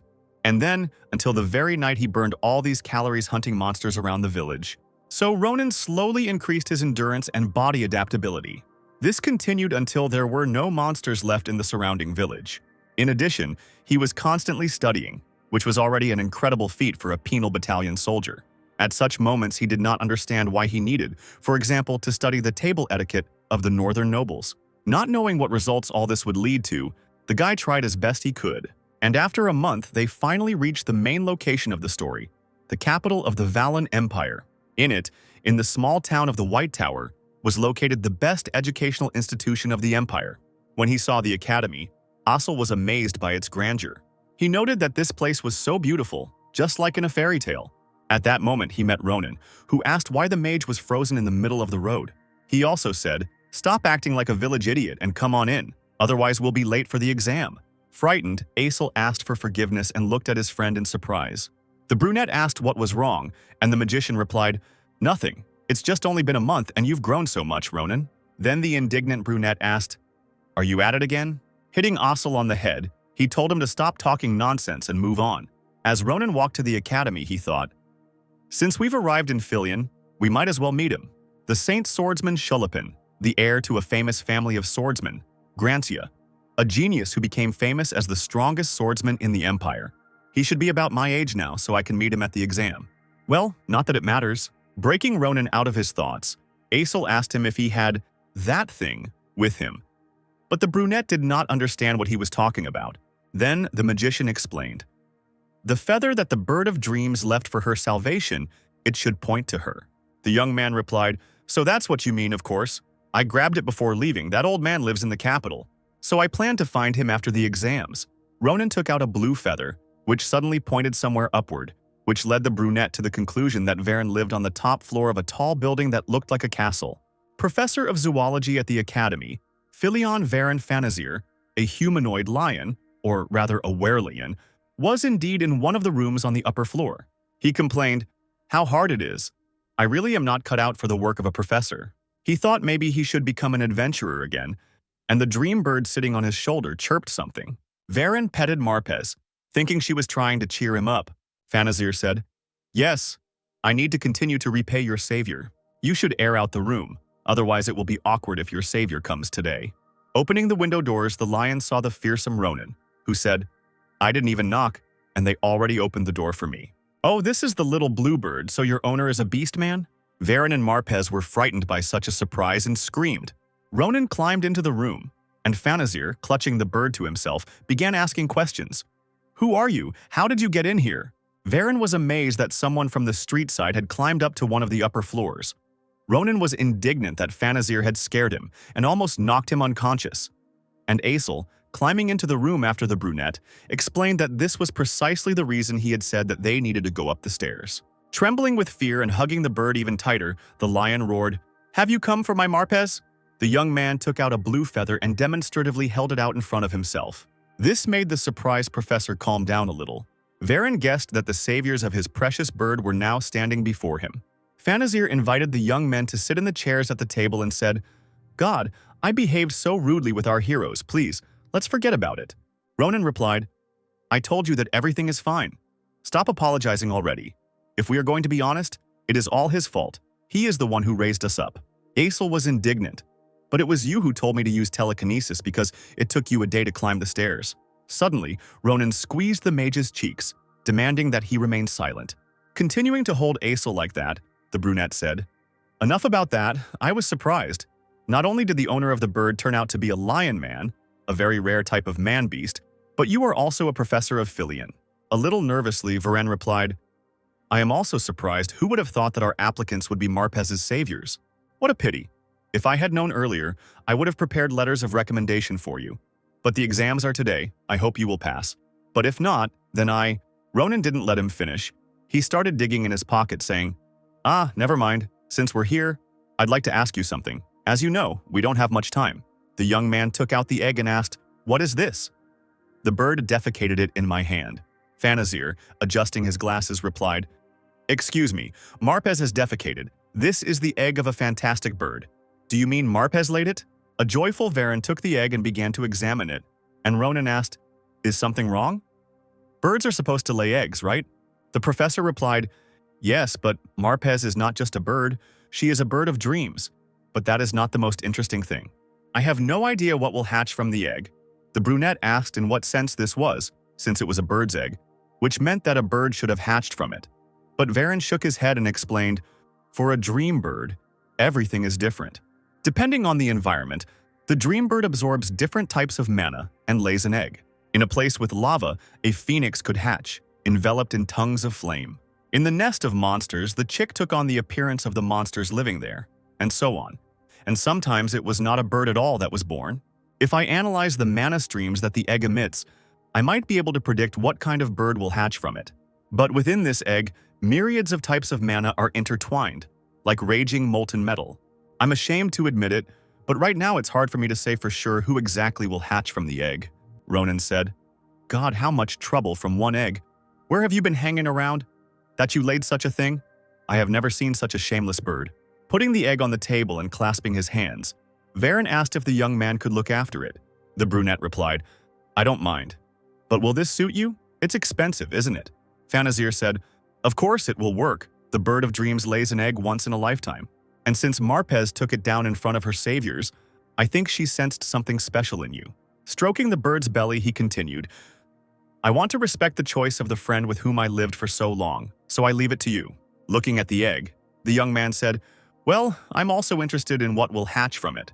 Rising from his chair, he explained, Time is running out, and we have already resolved all our issues, so we will go. However, the professor stopped the applicants. Wait a bit. I was thinking about what to give you as a reward, and literally just now a wonderful option came to my mind. He handed the young men a scroll and said, Here, please, take it. Everything that will help you hatch the egg is written here. This statement somewhat puzzled Aesel and Ronan. Sometime later, the young men arrived at the practical exam hall in the main building of the Galelian castle. The waiting area for incoming martial artists was crowded with people. They were all worried and almost prayed to all possible gods. In front of them was an open double door from which a bright light was coming, and next to it stood one of the examiners with a list and said, The exam of applicant number 111 is over. He called applicant number 112, who was as excited as everyone else. Trying to look confident, he stood up and walked to the door. Since applicant number 112 was coming now, that meant Ronan should have been next. Slouched in his chair and holding his head in his hand, the brunette said boredly, How long we have to wait? He asked Maria if she thought the same, and the girl replied that it was like that at all the exams. The young man also asked why she dressed like that, since it was uncomfortable, and the blonde replied, I paid special attention to my appearance, since all aristocrats try to get into Filion. They could be our future clients, so I have to be dressed to the nines. The guy said she was trying too hard, and the girl changed the subject, admitting that she wished their cutie was with them. And Ronan responded to that, Nothing can be done about it. The mages take the exam elsewhere. I'll be glad if he doesn't burst into tears from loneliness there. Finally, a rather exhausted guy came out of the door, upset that he had failed, and the examiner announced, Applicant number 112's exam is over. Applicant 113, go ahead. Rising from his chair, the young man noted that it was now his turn, and Maria told him not to be nervous and just give it his all. She reminded him that if he failed, she would not forgive him. Approaching the exam site, the brunette replied, I know, thanks for the support, I'll be back soon. Ronan walked into a room where blue flags with different designs hung on the walls, and in front of them, at a long table, sat 5 Filion professors. Each of them stood out in some way, in Ronan's opinion, but the old man in the center especially. He was the director of the Filion Academy, Archmage Kravkrader. The brunette also found the fencing instructor, the supreme holy swordsman Nabarosa, impressive. In his past life, the young man rarely felt such an aura. Ronan bowed and introduced himself, after which the headmaster of the academy introduced himself. Kratir explained, Your opponent will be a magic dummy. Demonstrate your technique on it. What do you want to show us? Looking at the dummy, the guy replied, Well, nothing special, just a chopping blow. I think for such a dummy that will be more than enough. The director was surprised, and the man sitting next to him said, A simple chopping blow. But even without using mana, well, there is always a guy who, upon seeing a magic dummy, starts talking nonsense. Another professor with a monocle supported him. Well, what can you do? The villagers might not know about him. You might not be able to tell from the outside, but the dummy is able to withstand a blow from an aura. And it also recovers quickly. It is a product of magical engineering that has been thought out to the smallest detail. The first professor whispered that even the genius Scholphan could barely leave a scratch on it. So they wondered what this boy wanted to show them. And the other said, Who knows, maybe he'll cut it in half. They laughed, calling the applicant a joker, and the director thought, They are so rude despite the fact that the guy is right in front of them. He assumed that this child could prove otherwise. Ronan got into a fighting stance, ready to attack the dummy. Watching the guy, the director was amazed, not understanding where he got such an aura from at his age. The brunette pushed off the floor and performed that same chopping blow. Seeing Ronan's sword skill, Nabarosa was surprised. The young man calmly, without a single drop of excitement, returned the sword to its sheath and said that he was finished. The same professors continued to mock the brunette, saying that it was difficult for them to appreciate such talent. One of them turned to the director, wondering what Krater would say. However, the man froze in surprise, unable to say anything. Instructor Nabarosa completely amazed them by suddenly stepping on the table at which they were sitting. She then pushed off and rushed towards Ronan, drawing her sword. The blade stopped right at the brunette's neck, but he didn't even flinch. The young man noted that the woman frightened him. And Nabarosa in turn asked who he was and who taught him such swordsmanship. The guy pretended not to understand what she was talking about, and then the instructor decided to ask another question.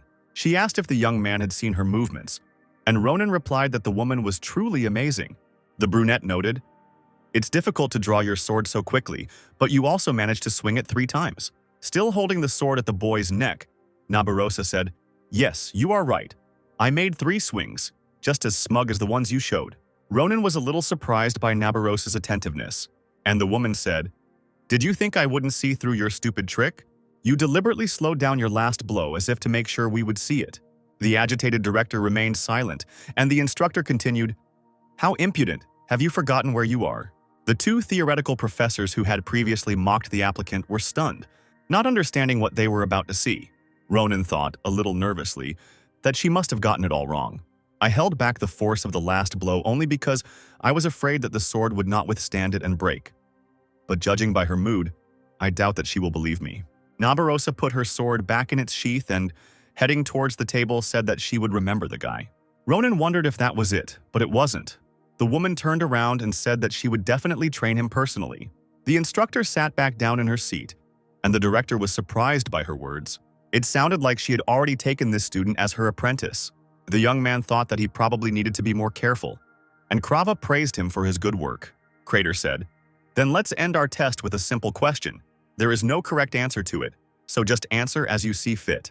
Ronan, what do you want to learn in Filian?" It was an interesting question that made the guy remember his past and the many comrades who had died. The brunette replied that, first of all, he would like to learn not to regret anything. This unusual answer amazed the director, who remained silent for a while. Then Krava said, "That's it. Then you can go, Ronan." The young man obediently left the examination room and closed the door behind him. Smiling, Kathir said, "To regret nothing. How troublesome, and how can I teach him this?" The worried professor of theory asked, "What just happened? First instructor Nabarosa, and now the director. What did this boy do? What did you both do? Did he show some kind of genius trick?" The director replied, "A trick. You could say that, but I would call it talent." After these words, the head of the magical dummy fell to the floor, shocking those who were too arrogant in front of Ronan. The brunette stood in front of the door and analyzed what had happened. The young man thought, if my past self had encountered her, would I have been able to defeat her? I thought I had already faced enough hardships, but it looks like I still have a long way to go. Commander-in-Chief, I think it was not in vain that I came to Filian. I'm sure I can learn a lot here. Now, all that was left was the written test, and I spent a whole month memorizing everything, so it will be a simple matter. However, it was not as easy as Ronan thought. The theoretical exam left the guy mentally exhausted. He sat on the ground, hugging his knees, in front of Ozzel and Maria and said, I screwed up so much. Well, my life has always been a complete disgrace. Concerned, Maria said, just think. He didn't answer half the questions. Why, I definitely told him to look through the notes in the bag. Ozzel replied, regarding this. He took a couple of books, put his bag aside, and then concentrated on his studies and completely forgot that there were still a lot of materials left there. It's my fault. If I had asked him, this wouldn't have happened. The girl was indignant. God, how can the earth bear such a fool? He is in such a state at the very end of the test. The results will be out soon. The blonde pulled the guy by the arms, trying to lift him up, and said, I understand. Stop whining. Everything will be fine. The practical test is much more important anyway. I'm sure with your skills. However, the girl didn't have time to finish speaking. A magic circle suddenly appeared around the building. Someone in the crowd cried out, Look, the results have finally appeared. And indeed, a blue translucent list of those who passed the entrance exams appeared in the air, and everyone immediately crowded around it. He appeared earlier than Maria expected. The list read, Faculty of Magic, ACEL, Practical Exam, 12th place, Written Exam, 1st place, Faculty of Martial Arts, Maria Sen Carabel, Practical Exam, 9th place, Written Exam, 9th place. Seeing this, Ozzel and Maria looked at each other in bewilderment. Then the girl hugged the magician around the neck, and together they rejoiced that they had passed. The blonde said that the magician won 1st place in theory, and the boy asked if this was really true. Maria replied, It's written right there. Although 2 people share 1st place with you, you're still in 1st place. Well done, cutie. She began to ruffle the boy's head, and he, giggling, said that he was just lucky. Smiling, the blonde turned to Ronan, asking where he stood. However, the young man himself looked very depressed and did not share the same joy as his friends.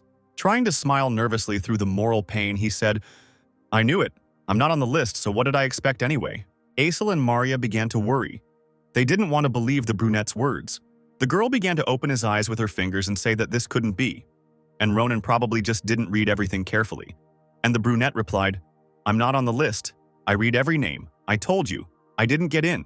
At that moment, something like a comet reached the ground and created a small explosion, causing Maria to stop. Ronan was surprised by what kind of flash it was, and the girl explained that it was a fireworks display in honor of those who passed the exams best. The flash died down, and from it a phoenix of glory appeared before everyone. He folded his wings in front of him and then flapped them, sending a fireball towards Ronan. Another flash followed, forming an inscription in the air. Second place in the martial arts department, Ronan, practical exam. First place, written exam, 5712th place. For a moment, Aesel, Ronan, and Maria looked at this with bewilderment. Then they came to life, and the girl and the young magician began to joyfully strangle the brunette in their arms. Aesel kept repeating that his friend took second place, and Maria noted having taken 5712th place in the theoretical exam. You were still able to take second place in the faculty purely thanks to the practical exam. I knew you were a genius. Ronan laughed mockingly and replied, I think you're a good judge of character. Then the young man thought, wait a minute. If I took first place in the practical exam, then it means he lost to me. With his character, he definitely won't tolerate that. Beginning to feel some fear and displeasure from the hugs, the brunette pushed his friends away from him. A guy approached the young man from behind and said, So you are the one who took first place in the practical exam.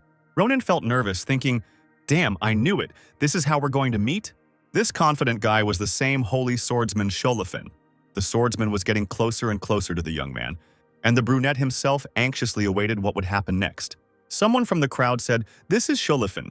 I never thought that I would meet the rising star of the empire like this. Maria concluded that the man apparently wanted to chat with Ronan, and Aesel said that the atmosphere around the swordsman was frightening.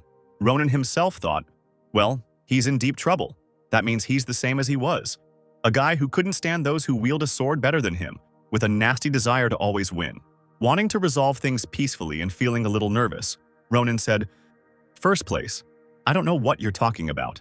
Scholphan looked menacingly at the brunette and asked why he was lying. Ronan replied, I mean, why would I lie, or do you have proof?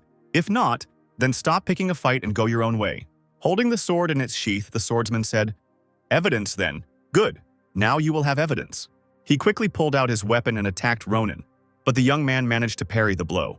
Aesel shouted out his friend's name, worried that he might be hurt, and Scholphan said, That's enough. If you weren't in first place, you wouldn't be able to react. All the future students present in the square became alarmed, realizing that a fight was about to start. The swordsman demanded that Ronan show skills that surpassed his own, and the young man himself, baring his teeth, called Scholphan mad. Ronan parried the enemy's blade and cried out, Okay, if you ask so, then I'll show you. The young man swung his sword and seemed to make 3 strikes at once. However, Scholphan was able to parry them all. The brunette said, This is what you wanted, bastard. Are you happy now? The swordsman looked at his weapon, which was shaking in his hand. Scholphan said, Now I understand why you got a good grade. Excellent technique. Then he attacked the enemy, saying, But as I thought, this is not enough to beat me. Ronan blocked his blow and, becoming even more alarmed, asked the swordsman to calm down. However, the dissatisfied Scholphan demanded to show him everything that the brunette was hiding. While deflecting the enemy's weapon, the swordsman said that he had not yet acknowledged Ronan's victory. While repelling Scholphan's attacks, the brunette thought, This idiot pestered me because he decided to die. That's why I didn't want to cross paths with him. At this rate, he will even get to using the aura, and that will be a problem. With one swing of his sword, he can summon a storm, which is why his incredible aura was nicknamed the Storm Sword, and I can no longer handle it. So Ronan had to make the decision to run away. Scholphan shouted, What are you doing, turning your back on the enemy during a fight? Having reached Aesel, the brunette went behind him, pressing the sword to the boy's neck. Catching up with his enemy, the swordsman said, Do you really think that I will let you go? Worried and holding the sword in his hands, the mage asked, Ronan, why me? Scholphan shouted, You vile bastard, to think that you would stoop to using a lady as a shield and you still call yourself a knight? Shocked and upset by this conclusion, Aesel explained that he was a guy, and Ronan said, But your character is still the same. Punching his opponent in the face, the brunette continued to speak, even on the brink of death. You put nobility above all else. Feeling the pain, Scholphan fell to one knee and grabbed his face. and Ronan said, "This is our chance, Aesel, Maria, let's run." Shocked, Scholphan looked at the brunette, who grabbed his friends by the hands and rushed away. Stretching out his hand forward, he asked them to stop. A bald man with a beard and wearing a brown uniform emerged from the crowd. He indignantly asked what was going on and stated that he had heard about the fight. But when he saw the beaten Scholphan, who had dropped to one knee, he became alarmed. The man shouted, "God, Mr. Scholphan, what happened here? Are you okay? Who dared to do this to you? Describe them. We are guards, we will find and punish them." Wiping the bloodstains from his face and rising from his knee, the swordsman said, "Please speak informally. I am not the son of a ducal family now, but an ordinary student like everyone else. Moreover, you don't have to worry about it. It was a fair fight." The boy brushed the dirt off his uniform and declared that he would take care of himself. Scholphan looked at his weapon and was amazed. The boy thought, the sword cracked. A sword made of high-quality mithril. I thought his skills were nothing out of the ordinary, but he was able to do something like that with a sword. He smiled, feeling the awakening interest. Then the swordsman said out loud, "Ronan, I will remember your name." The next day, Aesel and Ronan visited the outskirts of the capital, the Shemo forest. The magician was already breathing heavily from fatigue, carrying a backpack on his back, and the brunette looked at the map and said, "He should be somewhere here." Aesel asked if Ronan was sure that everything was okay, and the young man asked what the magician was talking about. Then the boy explained, "I'm talking about the guy you fought with yesterday. I heard that he is the heir to the ducal family of Granzia, the second most important after the imperial family, and you broke his nose." Aesel asked what Ronan would do if Scholphan wanted revenge, and the brunette replied, "Don't worry, he's a good guy, just obsessed with swords. He has principles and can be trusted. He serves as an example for everyone who protects the weak. I would even say that he is the embodiment of the ideal aristocrat. He probably said yesterday that it was just a fight. Otherwise, we would all be in prison by now, don't you think?" The magician replied that he assumed Ronan was right, and the young man said, "Forget it. Look here, I think we've arrived." A lake appeared before them, and the brunette explained, this was the mana vein that Professor Varin, Fernando's source, had spoken about. Mana permeates the entire world, and the place where it gathers and forms a pool for unknown reasons is called a mana vein. Around such puddles, mana penetrates into the entire environment. A simple stone can become a high-class mana stone, and an ordinary weed will turn into a miraculous healing herb. For these incredible effects, absolutely everyone strives to find mana veins. And since this place is incredibly valuable, no one is eager to talk about it. But this professor is very generous. He shared such value with us for the sake of some egg. What do you say, Aesel? Do you feel something unusual? Looking at his hands, the magician replied, "This is the first time I feel so much mana gathered in one place. I think I can easily use magic here that is much stronger than my usual magic. And also the egg, it usually does that. But now it's absorbing mana at an incredible speed. It seems like it liked the mana here." Ronan said, "I see, I still don't understand it myself. Maria would have liked it here too. It's a pity that she had to deal with the affairs of their merchant class. Otherwise, she would have come with us." Aesel asked if Ronan thought this place was a little strange. But the brunette, sitting on one knee in front of the lake, did not understand what the magician meant. Then Aesel explained, "Professor Varin said that there is a lot of mana here, and that is why many fantastic creatures come here. This means that there should be plenty of ordinary animals here too. But why don't we hear any animals?" Ronan realized his mistake and rose from his knee, thinking that he had relaxed too much. Clutching his head with his hand, the brunette said, "Everything is not going according to plan again, and why is it like this everywhere I go?" Aesel asked what was wrong, and the young man told the magician to get ready, as he smelled blood. Alarmed, Aesel asked, "The smell of blood? What are you talking about?" Ronan replied, "What do you think? Someone had already visited here before us, but these guests were uninvited. A group of people wearing masks that resembled dog skulls stood in the forest and pulled the strings of their bows. They fired their red-tipped arrows straight at Ronan. However, the brunette did not allow them to hit their target and was able to cut all these arrows. These shells seemed familiar to the guy. He was sure that he had seen them before. In a past life in a penal battalion camp, one of his comrades told him about this. He held exactly the same arrow in his hand and said, "Do you know how powerful it is? This unusual arrow can tear off the head of even an orc. What do you say, Captain? Would you like one like this?" Sitting in a bored pose, Ronan replied, "There he goes again. You were caught poaching like that, so maybe you should stop lying already." And the comrade was indignant. "I'm telling you, the arrow is just something. Only hunting dogs can use these. Those who have successfully carried out 100 sorties, they are the elite of the Calaboro." Now the young man thought, Caliboro again, and not just simple mongrels, but hunting dogs. Ronan also said, Aesel, hide somewhere but be careful. Don't let them make a porcupine out of you. The brunette explained that he himself would step away for a while, after which he rushed forward, leaving behind the stunned magician. The leader of the group, being in the forest with his comrades, was nervous. What? Who is he? With one swing, he chopped off all the arrows filled with mana. Meanwhile, Ronan pushed himself from one tree to another, quickly approaching his enemies. Noticing this, the alarmed leader cried out, Scatter, surround him, and attack him. The young man thought, as he thought, he makes decisions quickly, which means these guys are different from the small mongrels that I met in the forest then. As ordered, all 4 boys jumped onto different trees. Ronan stopped abruptly and shouted, Stop it! You can't tell your allies from your enemies anymore. The leader of the group, sitting on a tree branch, was indignant. What? Allies? What kind of nonsense is he talking? Smiling venomously, the brunette asked, What, you haven't heard yet, huh? I am the youngest hunting dog of the Damas branch, Agayut. The members of the Caliboro came down, stood before the young man and asked, Are you really a hunting dog? Ronan answered in the affirmative and asked if they really didn't believe him, and the leader said, You want me to believe this nonsense?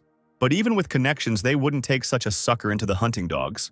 Sighing, the brunette said, If you don't believe me, you can ask the wolf of your branch, and I'll give you a little advice. Thinking that everyone around you is worthless just because you are one yourself is not the best habit, brother wild dog. This makes you look absolutely pathetic. Enraged, the man grabbed the young man by the clothes and screamed, You little bastard, you dare insult me? Do you want me to tear you to shreds? They put a knife to the brunette's throat, but Ronan, still smiling, said, God, you also like to attack people. It usually ends badly. One of the group members put his hand on his friend's shoulder and said, Hey, calm down. Don't doubt him just because he's a child. After all, only Caliboro know the system of ranks and branches. Let's first find out from the captain. If he's not lying, then we may have a conflict with the Damas branch. Someone came out of the bushes and said, I told you to just watch. What kind of a mess are you making here? It was a bald man with many scars on his face and head, with a gray fur cape. He was the captain of the group, the wolf of the Demir branch, Vium. Removing the sword from Ronan's throat, the Caliboro member smiled and noted that the captain had arrived on time. As the dog approached Vium, he reported to the captain who Ronan had introduced himself as. The rest of the group were worried that they would be reprimanded. And the brunette, smiling predatorily, thought, Since the wolf is here, it means that everyone is gathered here. The captain asked Ronan if he was indeed Agayut of the Damas branch, and the young man answered in the affirmative. Then Vium said, It's strange, and what are you forgetting here? This part of the mountain range is the territory of the Demir branch. Then Ronan, deciding to reveal himself so quickly, replied, Really? I don't know. I'm not a Gayut. Hearing this, the captain began to get nervous, but there was nothing he could do. With one blow, the brunette cut in half 4 opponents who stood next to him. Blood was gushing in all directions. People were screaming in pain after losing body parts. The other dog was frightened by such an unexpected sight. The captain grabbed his sword, preparing to fight. Ronan, heading towards Vium, said with a smile, I simply gave myself the most bastard name I knew, a name befitting a stinking poacher. After this, the brunette cut off the wolf's head, which didn't even have time to react. She crashed down opposite the last poacher, who began to stutter, not wanting to believe that some brat had slaughtered his entire team. Ronan said to him, Hey brother, I told you would end badly. Suddenly, all the fingers on the poacher's hand fell off, releasing blood from the limb. The dog screamed wildly, grabbed the hand and fell to his knees, his face distorted from the pain he felt. Throwing him a roll of paper, Ronan said, If you don't want to die here, then pull yourself together and grab this. Mark. They're all the locations of the branches that you know? The poacher hesitantly asked what he needed to do, and the brunette, smiling predatorily, said, What's not clear? Or don't you want to? Well, if that's the case, then there's no point in keeping you alive. The dog cried out that he would do everything, but he had nothing to write with. Then Ronan said, I already made you a great pen. Look at your right hand. Isn't it a pen? Bleeding, snotty, drooling, and crying. The poacher began to mark the locations of the branches. When he finished, he handed the paper to Ronan, who said, Well, I see you tried. I would even say that you have talent in drawing. Holding his wounded hand, the dog nervously replied, Thank you. Then will you let me go as you promised? Putting the package in his pocket, the brunette replied, About that. Before the poacher could come to his senses, he was split into 2 parts by Ronan's sword. And the young man himself said indifferently that he had no intention of leaving such a terrible person alive. Finding himself next to a pile of animal corpses, Aesel began to vomit. Ronan asked him to stop being dramatic, as he had warned the magician about this, and the boy began to apologize. However, all these dead bodies and pools of blood really seemed too disgusting to Aesel. He asked, "Was all this really done by Caliboro?" Ronan replied, "I told you, not killing them when you meet them is a crime. Don't worry, they are all wanted criminals who need to be executed." At that moment, the brunette began to think about Verena. He was sure that if the professor saw this, he would be very upset. The young man asked if it was time for them to go back. However, at that moment, he was alarmed by movement in the bag tied to his belt. The young man began to untie the bag that contained the egg. He could not understand why it had suddenly become so active. Aesel suddenly trembled with fear, pointed his finger forward and asked Ronan what it was. What he saw shocked the brunette himself, who had no idea what was happening. Drops of blood rose from the ground and from the bodies of animals. They gathered faster and faster into one point, forming a bloody cloud. Aesel screamed in horror, and Ronan stood in front of him in a fighting stance, ready to protect his friend from something unknown. At that moment, the egg slipped out of the brunette's hand and began to glow brightly. The raging blood rushed towards the egg, enveloping it. It glowed even brighter, attracting and absorbing more and more blood. Hiding behind Ronan, Aesel asked what was going on, and the brunette replied that he himself knew no more than the magician. Smiling nervously, the young man said, "I am sure of one thing. Whatever's under the shell, it's definitely something unusual."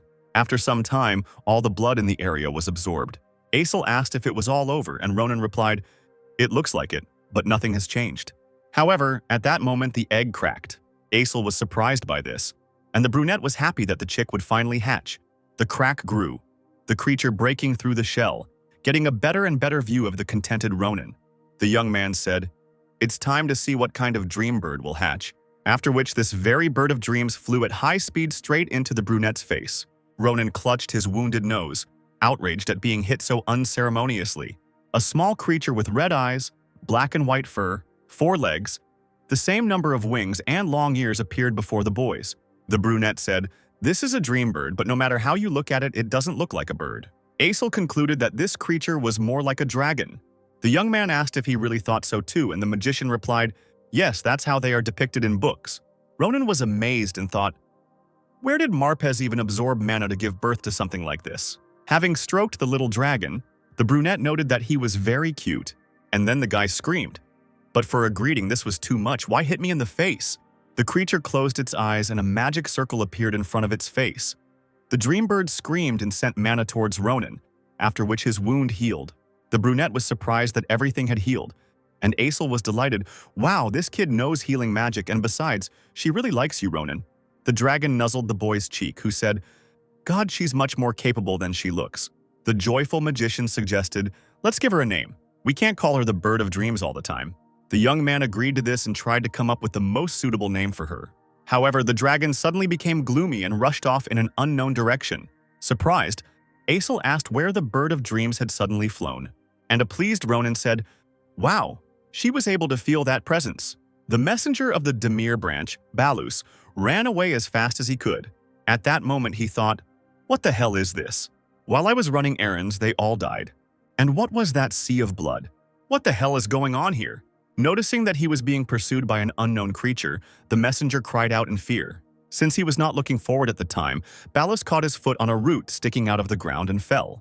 Thanks to this, the dragon caught up with the guy quite quickly. Once above the messenger, the creature began to draw blood from him. The stunned Balus screamed, "Blood! I'm bleeding! Someone save me!" At that moment, Ronan approached them, demanding that they stop all this. The dragon looked at the brunette, but was in no hurry to stop. The young man said, "Stop, Sita, you'll kill him like this." The creature flew up to Ronan and landed on his hand. Aesel asked if the Bird of Dreams would now be called Sita, and the brunette replied, "Yeah, it's been in my head for a long time." Then the young man turned to the little dragon. "How do you like the name?" The shocked messenger looked at them and thought, "This kid? It was him there. He is the owner of this monster. Who is he?" Ronan turned his attention to the man and asked, "How are you, Balus?" The messenger immediately knelt down, folded his hands in a gesture of supplication, asked for forgiveness, and said, "I am alive thanks to you. Thank you very much." Then the realization dawned on him, and he asked how the young man knew his name. The brunette put his sword to his neck and said that he didn't need to know. Balus became nervous again. He didn't want to be killed at all. In a past life, this messenger was a comrade of Ronin's from the penal battalion, the brunette said.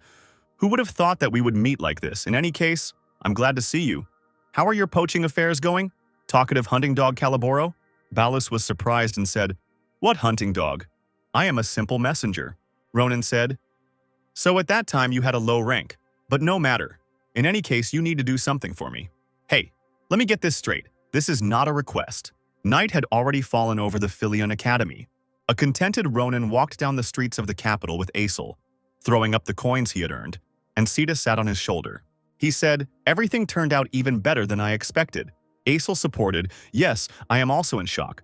I was a little confused when you said that even water from the spring is akin to gold, and made me collect some. At that time, I couldn't even imagine that Maria's father would offer such a high price for her. Thanks to him, we don't have to worry about money anymore, right? The brunette replied, Yes, we owed Professor Varen a lot. It's a pity that when we went to thank him and show him the Sita, he had already left on a business trip. The young man thought, Still, considering the map that I received from that hunting dog, and the task that I entrusted to that bastard Balus, our conversation would not be limited to simple gratitude. I scared that bastard so much that he wouldn't dare betray me. Aesel asked, Ronin, what are you going to do with all this money? Those who take first place in the faculty are exempt from tuition fees and even receive a scholarship, so you essentially don't have to pay for anything. Maybe you want to do something with this money? The young man thought for a moment and said, Something I would like, right? He thought, If you think about it, the entrance ceremony is already soon. A few days later, a girl arrived at the stagecoach station in the center of Wallen. The coachman informed her that they had arrived and the lady thanked him. It was Ronin's sister who admired the beauty of the capital. She and Sita were met by her brother, who asked how the road had turned out. The young man asked. Nothing like that happened while I was gone? Iril replied. I should be asking you this. Can you even imagine how surprised I was when I saw a luxurious carriage in front of our house? And where did you even get the money for this? Pinching the guy on the cheeks, she continued. And why have you lost so much weight? Do you eat well? Ronin told her not to worry because he was eating normally. Then the girl calmed down a little, and then she noticed the little dragon and asked who this cutie was. The young man answered, This is Zeta. For some reason, she followed me. But that's all later, sister. We don't have time. We need to hurry. The girl asked where she suddenly needed to rush to, and the guy, taking her hand, replied, I will be very busy when classes start at the academy. So before that, I need to do everything I wanted. After some time, they visited a shop where they could buy clothes. As Iril tried on different dresses, she became more and more nervous. Ronin looked at how his sister's clothes fit and was convinced that absolutely everything suited her. And the girl said, Ronin, I know you've made a lot of money and I understand that you're so carefree because you got a scholarship, but still, isn't this a bit expensive for a gift? The guy didn't pay attention to this. He asked the seller if they could deliver all this and received a positive answer. Iril also asked if he had decided to buy too much. Ronin replied, No, you've been through so much because of me, so it's time for me to pay you back. The girl was so shocked by her brother's words that she covered her mouth with her hands. Shedding tears of happiness, she asked, My little brother, when did you become so grown up?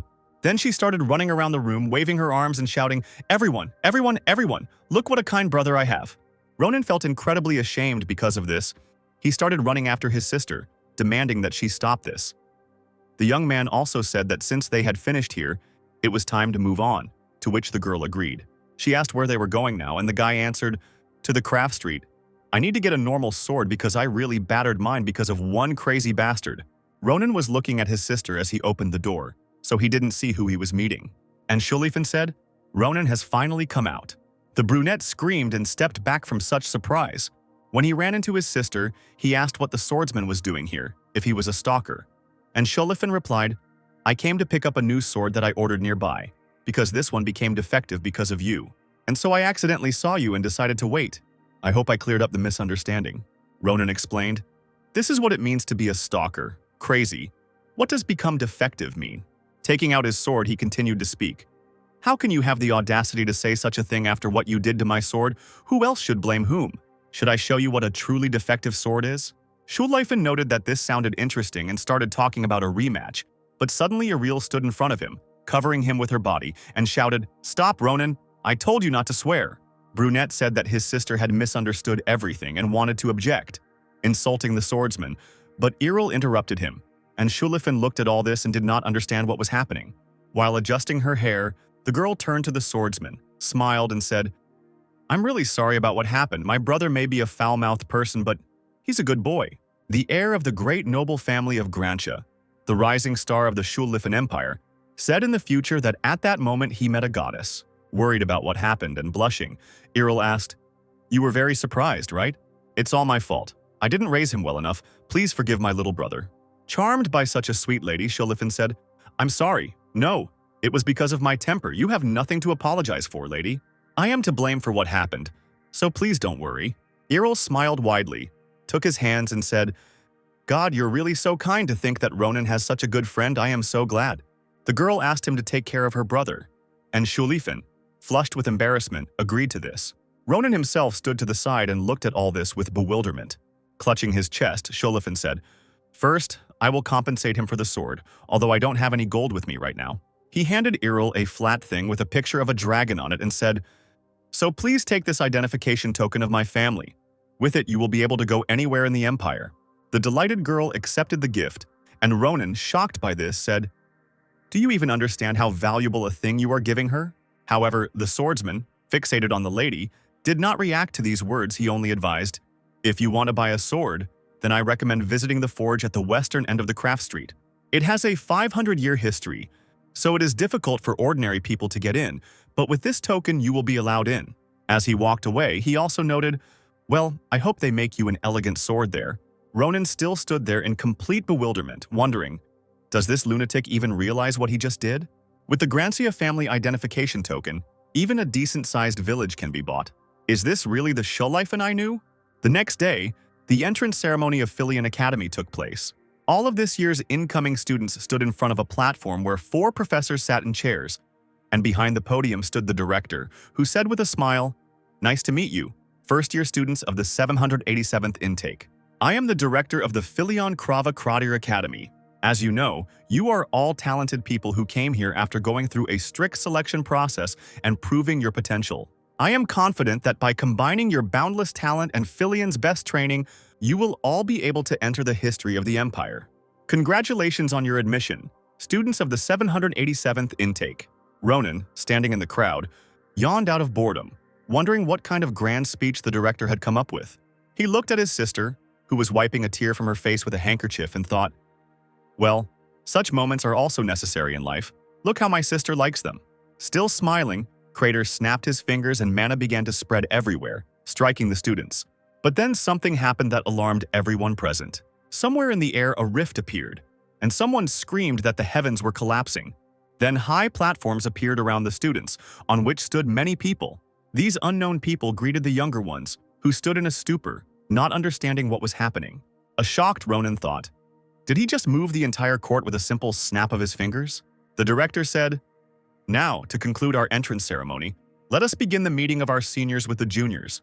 The meeting of seniors and juniors was held to exchange experiences between new and second-year students. It was a special event for Filion and always had a tense atmosphere. It looked like this.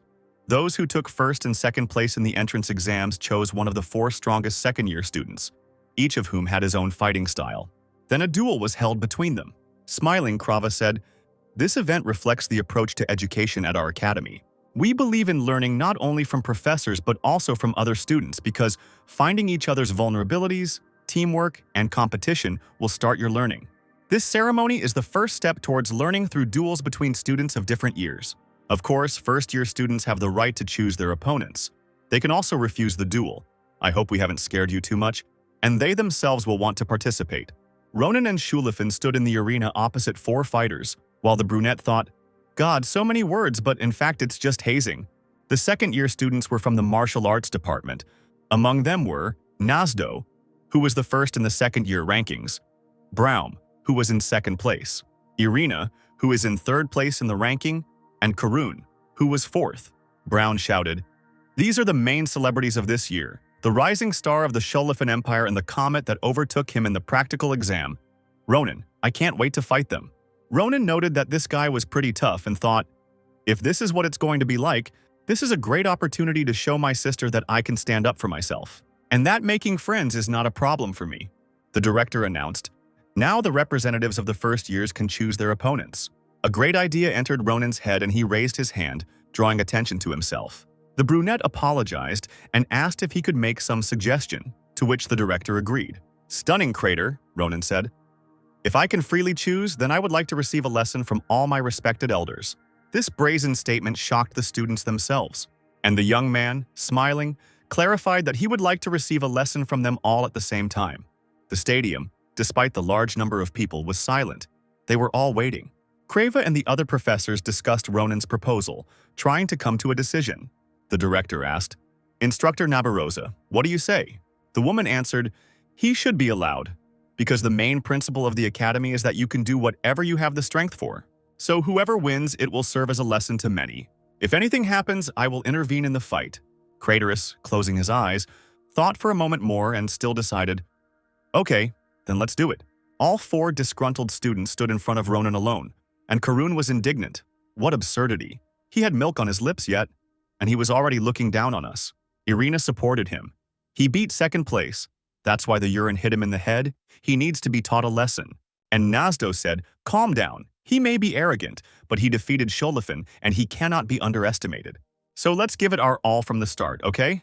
The fighters accepted this and began to take out their weapons, getting into fighting stances. Watching this, Iril became alarmed by the fact that everything looked somewhat creepy. She shouted to her brother, "Ronan, be careful. If you can't handle this, then give up right away, understand?" The guy turned to her, smiled, and waved his hand, making it clear that everything would be fine. But then the director announced, "Well, then the first fight between the seniors and juniors begins." Ronan stood calmly and watched the opponents, waiting for them to attack. Nazdo was the first to rush at the young man with his sword. The enemy aimed straight at the head, but the brunette managed to dodge the blow. Ronan thought, "Not a bad blow. Much better than that attack of Maria." It seems like these 4 students are on a completely different level. As Ronan continued to think, he noticed the next attack. Irina tried to wound the young man with her daggers, but the boy deftly parried the blow. The girl tried to attack several more times, but the blades were unable to reach their target. Behind her, Karun was approaching them, armed with a spear. He told Irina to duck. The girl obeyed, and the guy launched an attack. Ronan mentally noted that they worked well as a team too. He managed to react and repelled the attack, holding his sword in front of him. Yet the blow was so powerful that, although it did not wound Ronan, it threw him back. Falling to his knee and stopping himself, the young man noticed Braum behind him, who raised his broadsword up. The student said, "Well, why did you start all this, Ronan?" As he attacked, Braum cried out, "I wanted a serious fight with you." At that moment, the young man thought, "What a strong and confident blow." They also attack one after the other, and without a break, they are all at a very high level. Ronan was in a difficult position, with second-year students trying to pounce on him from all sides. Braum's sword was rapidly approaching the young man, but the boy suddenly disappeared somewhere. The blade hit the ground without reaching its original target, leaving the students in shock. Irina, with Ronan behind her, was amazed at his speed. The young man thought that Filion was impressive, and then defeated Nazdo, Karun, and Irina, destroying their weapons. The brunette stopped and Braum appeared behind him. The young man turned to him, even somewhat amazed by such persistence. He smiled and said, "Wow, you really are a tough nut to crack. You haven't lost your fighting spirit. If so, then I will be serious until the very end."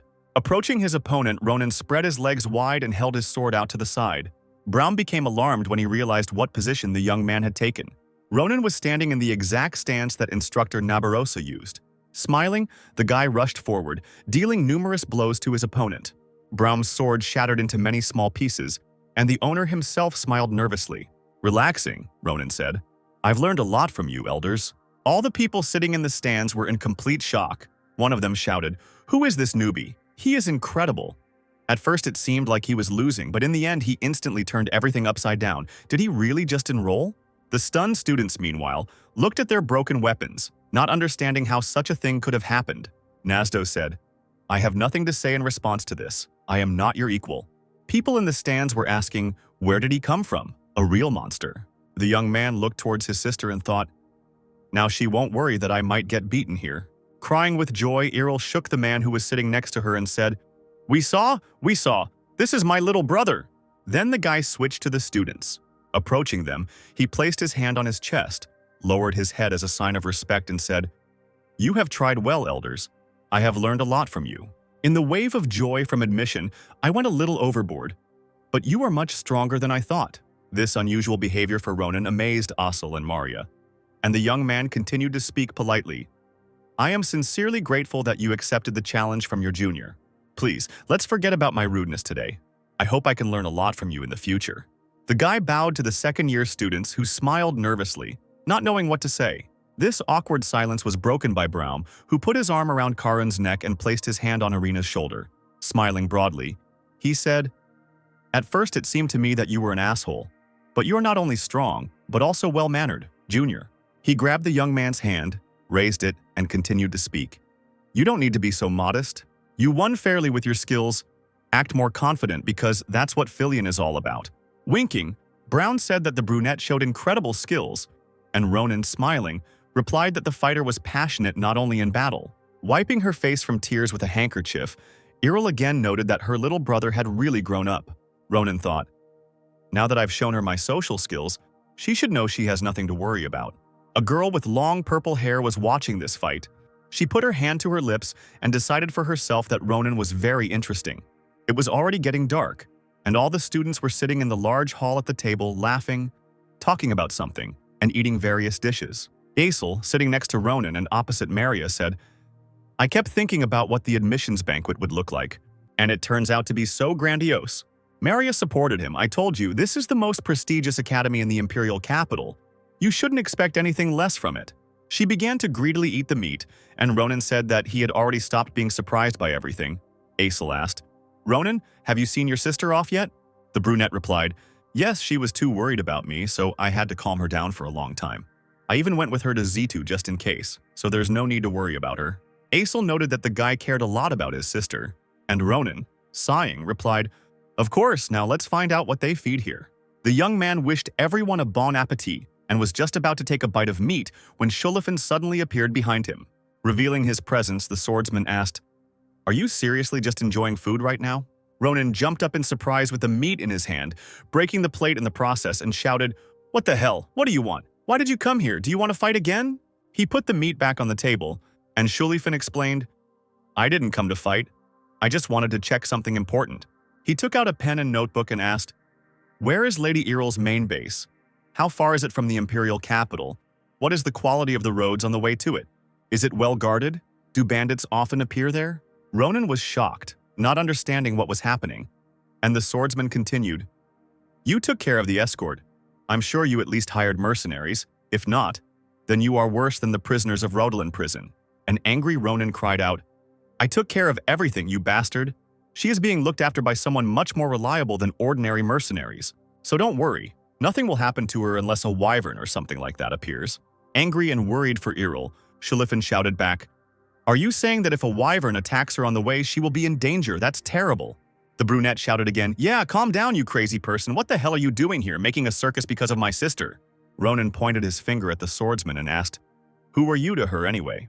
Thinking up an answer on the fly, Scholphan said, I'm just worried about the safety of the lady whose fate crossed mine. For a knight, this is natural. Attracting everyone's attention with her entourage of 4 guys, a purple-haired girl approached the boys. She smiled and said, What an interesting show you have put on here. Wolf Grantia, since when did you become so talkative? Turning around, the swordsman asked, What? Do you need something from me, Akalucia? Elizabeth Akalucha was the one who took first place among those who entered the Faculty of Magic.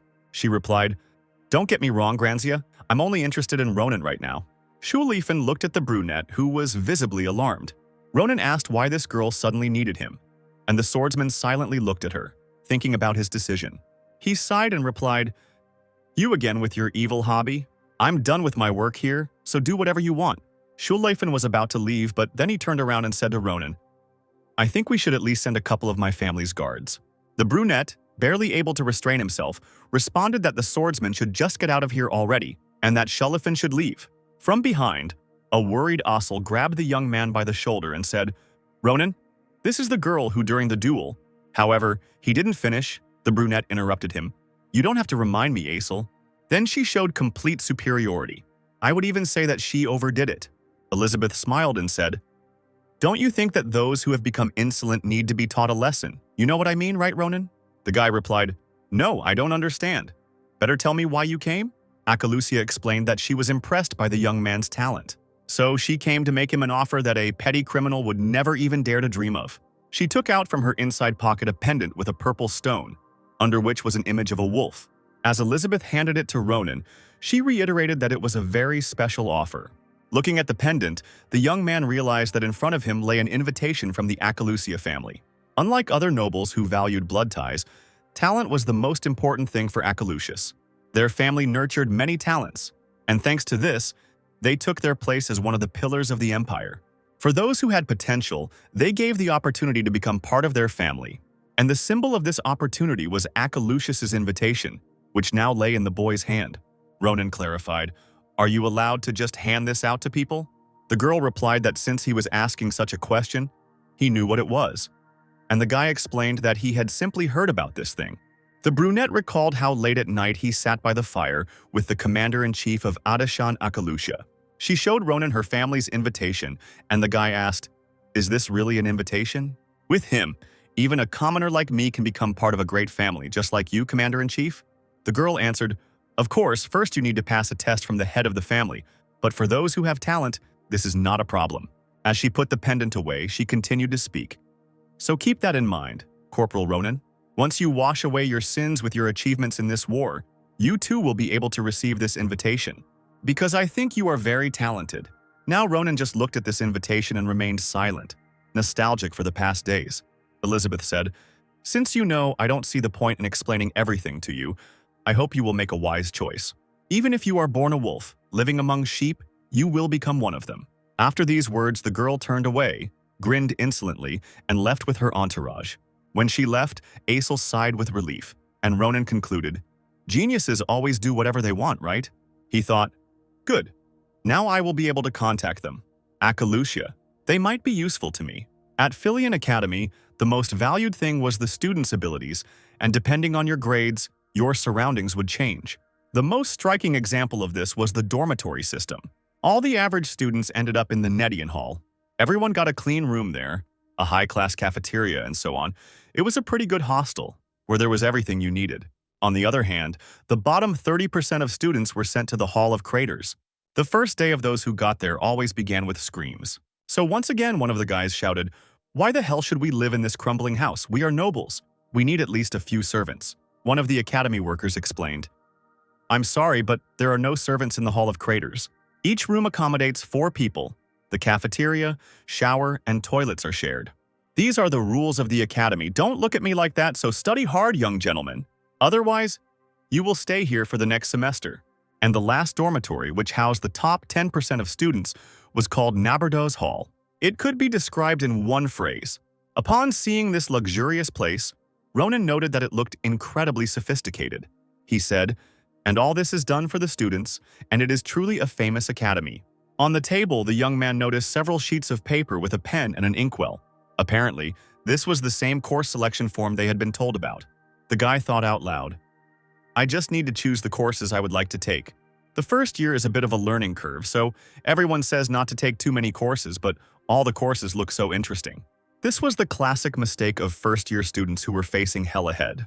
Ronan carefully read through the courses available to him and noted the ones he liked best. Having finished filling out the form, the guy sat and was satisfied with his choice. He noted almost all the courses that were presented. Somewhere deep down, he knew that it was too much. But the brunette decided that since he was in Philip, he should take all the courses he wanted. So he attended the basics of imperial fencing with the chief instructor, Abar. The frowning man told him, "You no longer need to take this course." Ronan was somewhat taken aback by the instructor's sudden decision. The brunette asked what the man meant, since they had only just begun. And Abar, laughing, replied, "My friend, these are my words. We have only just begun, and you have already perfectly mastered all the basics of imperial fencing techniques. According to the rules of the academy, students are allowed to be released from classes once they have mastered the entire curriculum. If you stay, you will only demotivate the other students. But don't get cocky, just keep studying hard." A few classes later in the evening, Ronan, with his sword stuck in the ground, sat by the lake and felt sad. He didn't understand how it happened that he was kicked out not only from imperial fencing, but also from archery and monster hunting, where he had shown excellent results.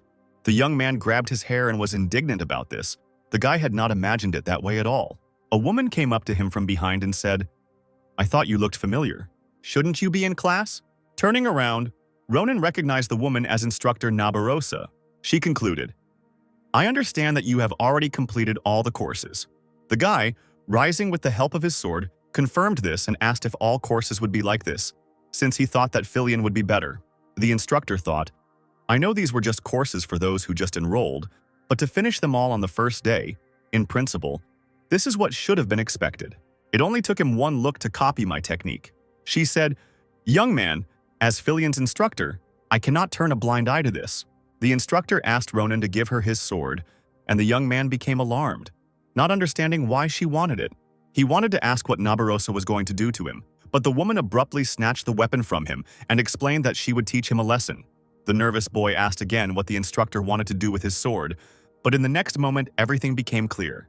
Nabarosa made an attack that missed Ronan and caused a splash. The brunette was amazed by such a level of swordsmanship. He had guessed that such a thing was possible. As Nabarosa plunged Ronan's sword into the ground, she said, "I think that's all this piece of metal can do. It can't even be called a weapon, it only prevents you from revealing your power." The woman said to look carefully and placed her hand on the white hilt of her sword, which was in the same white scabbard.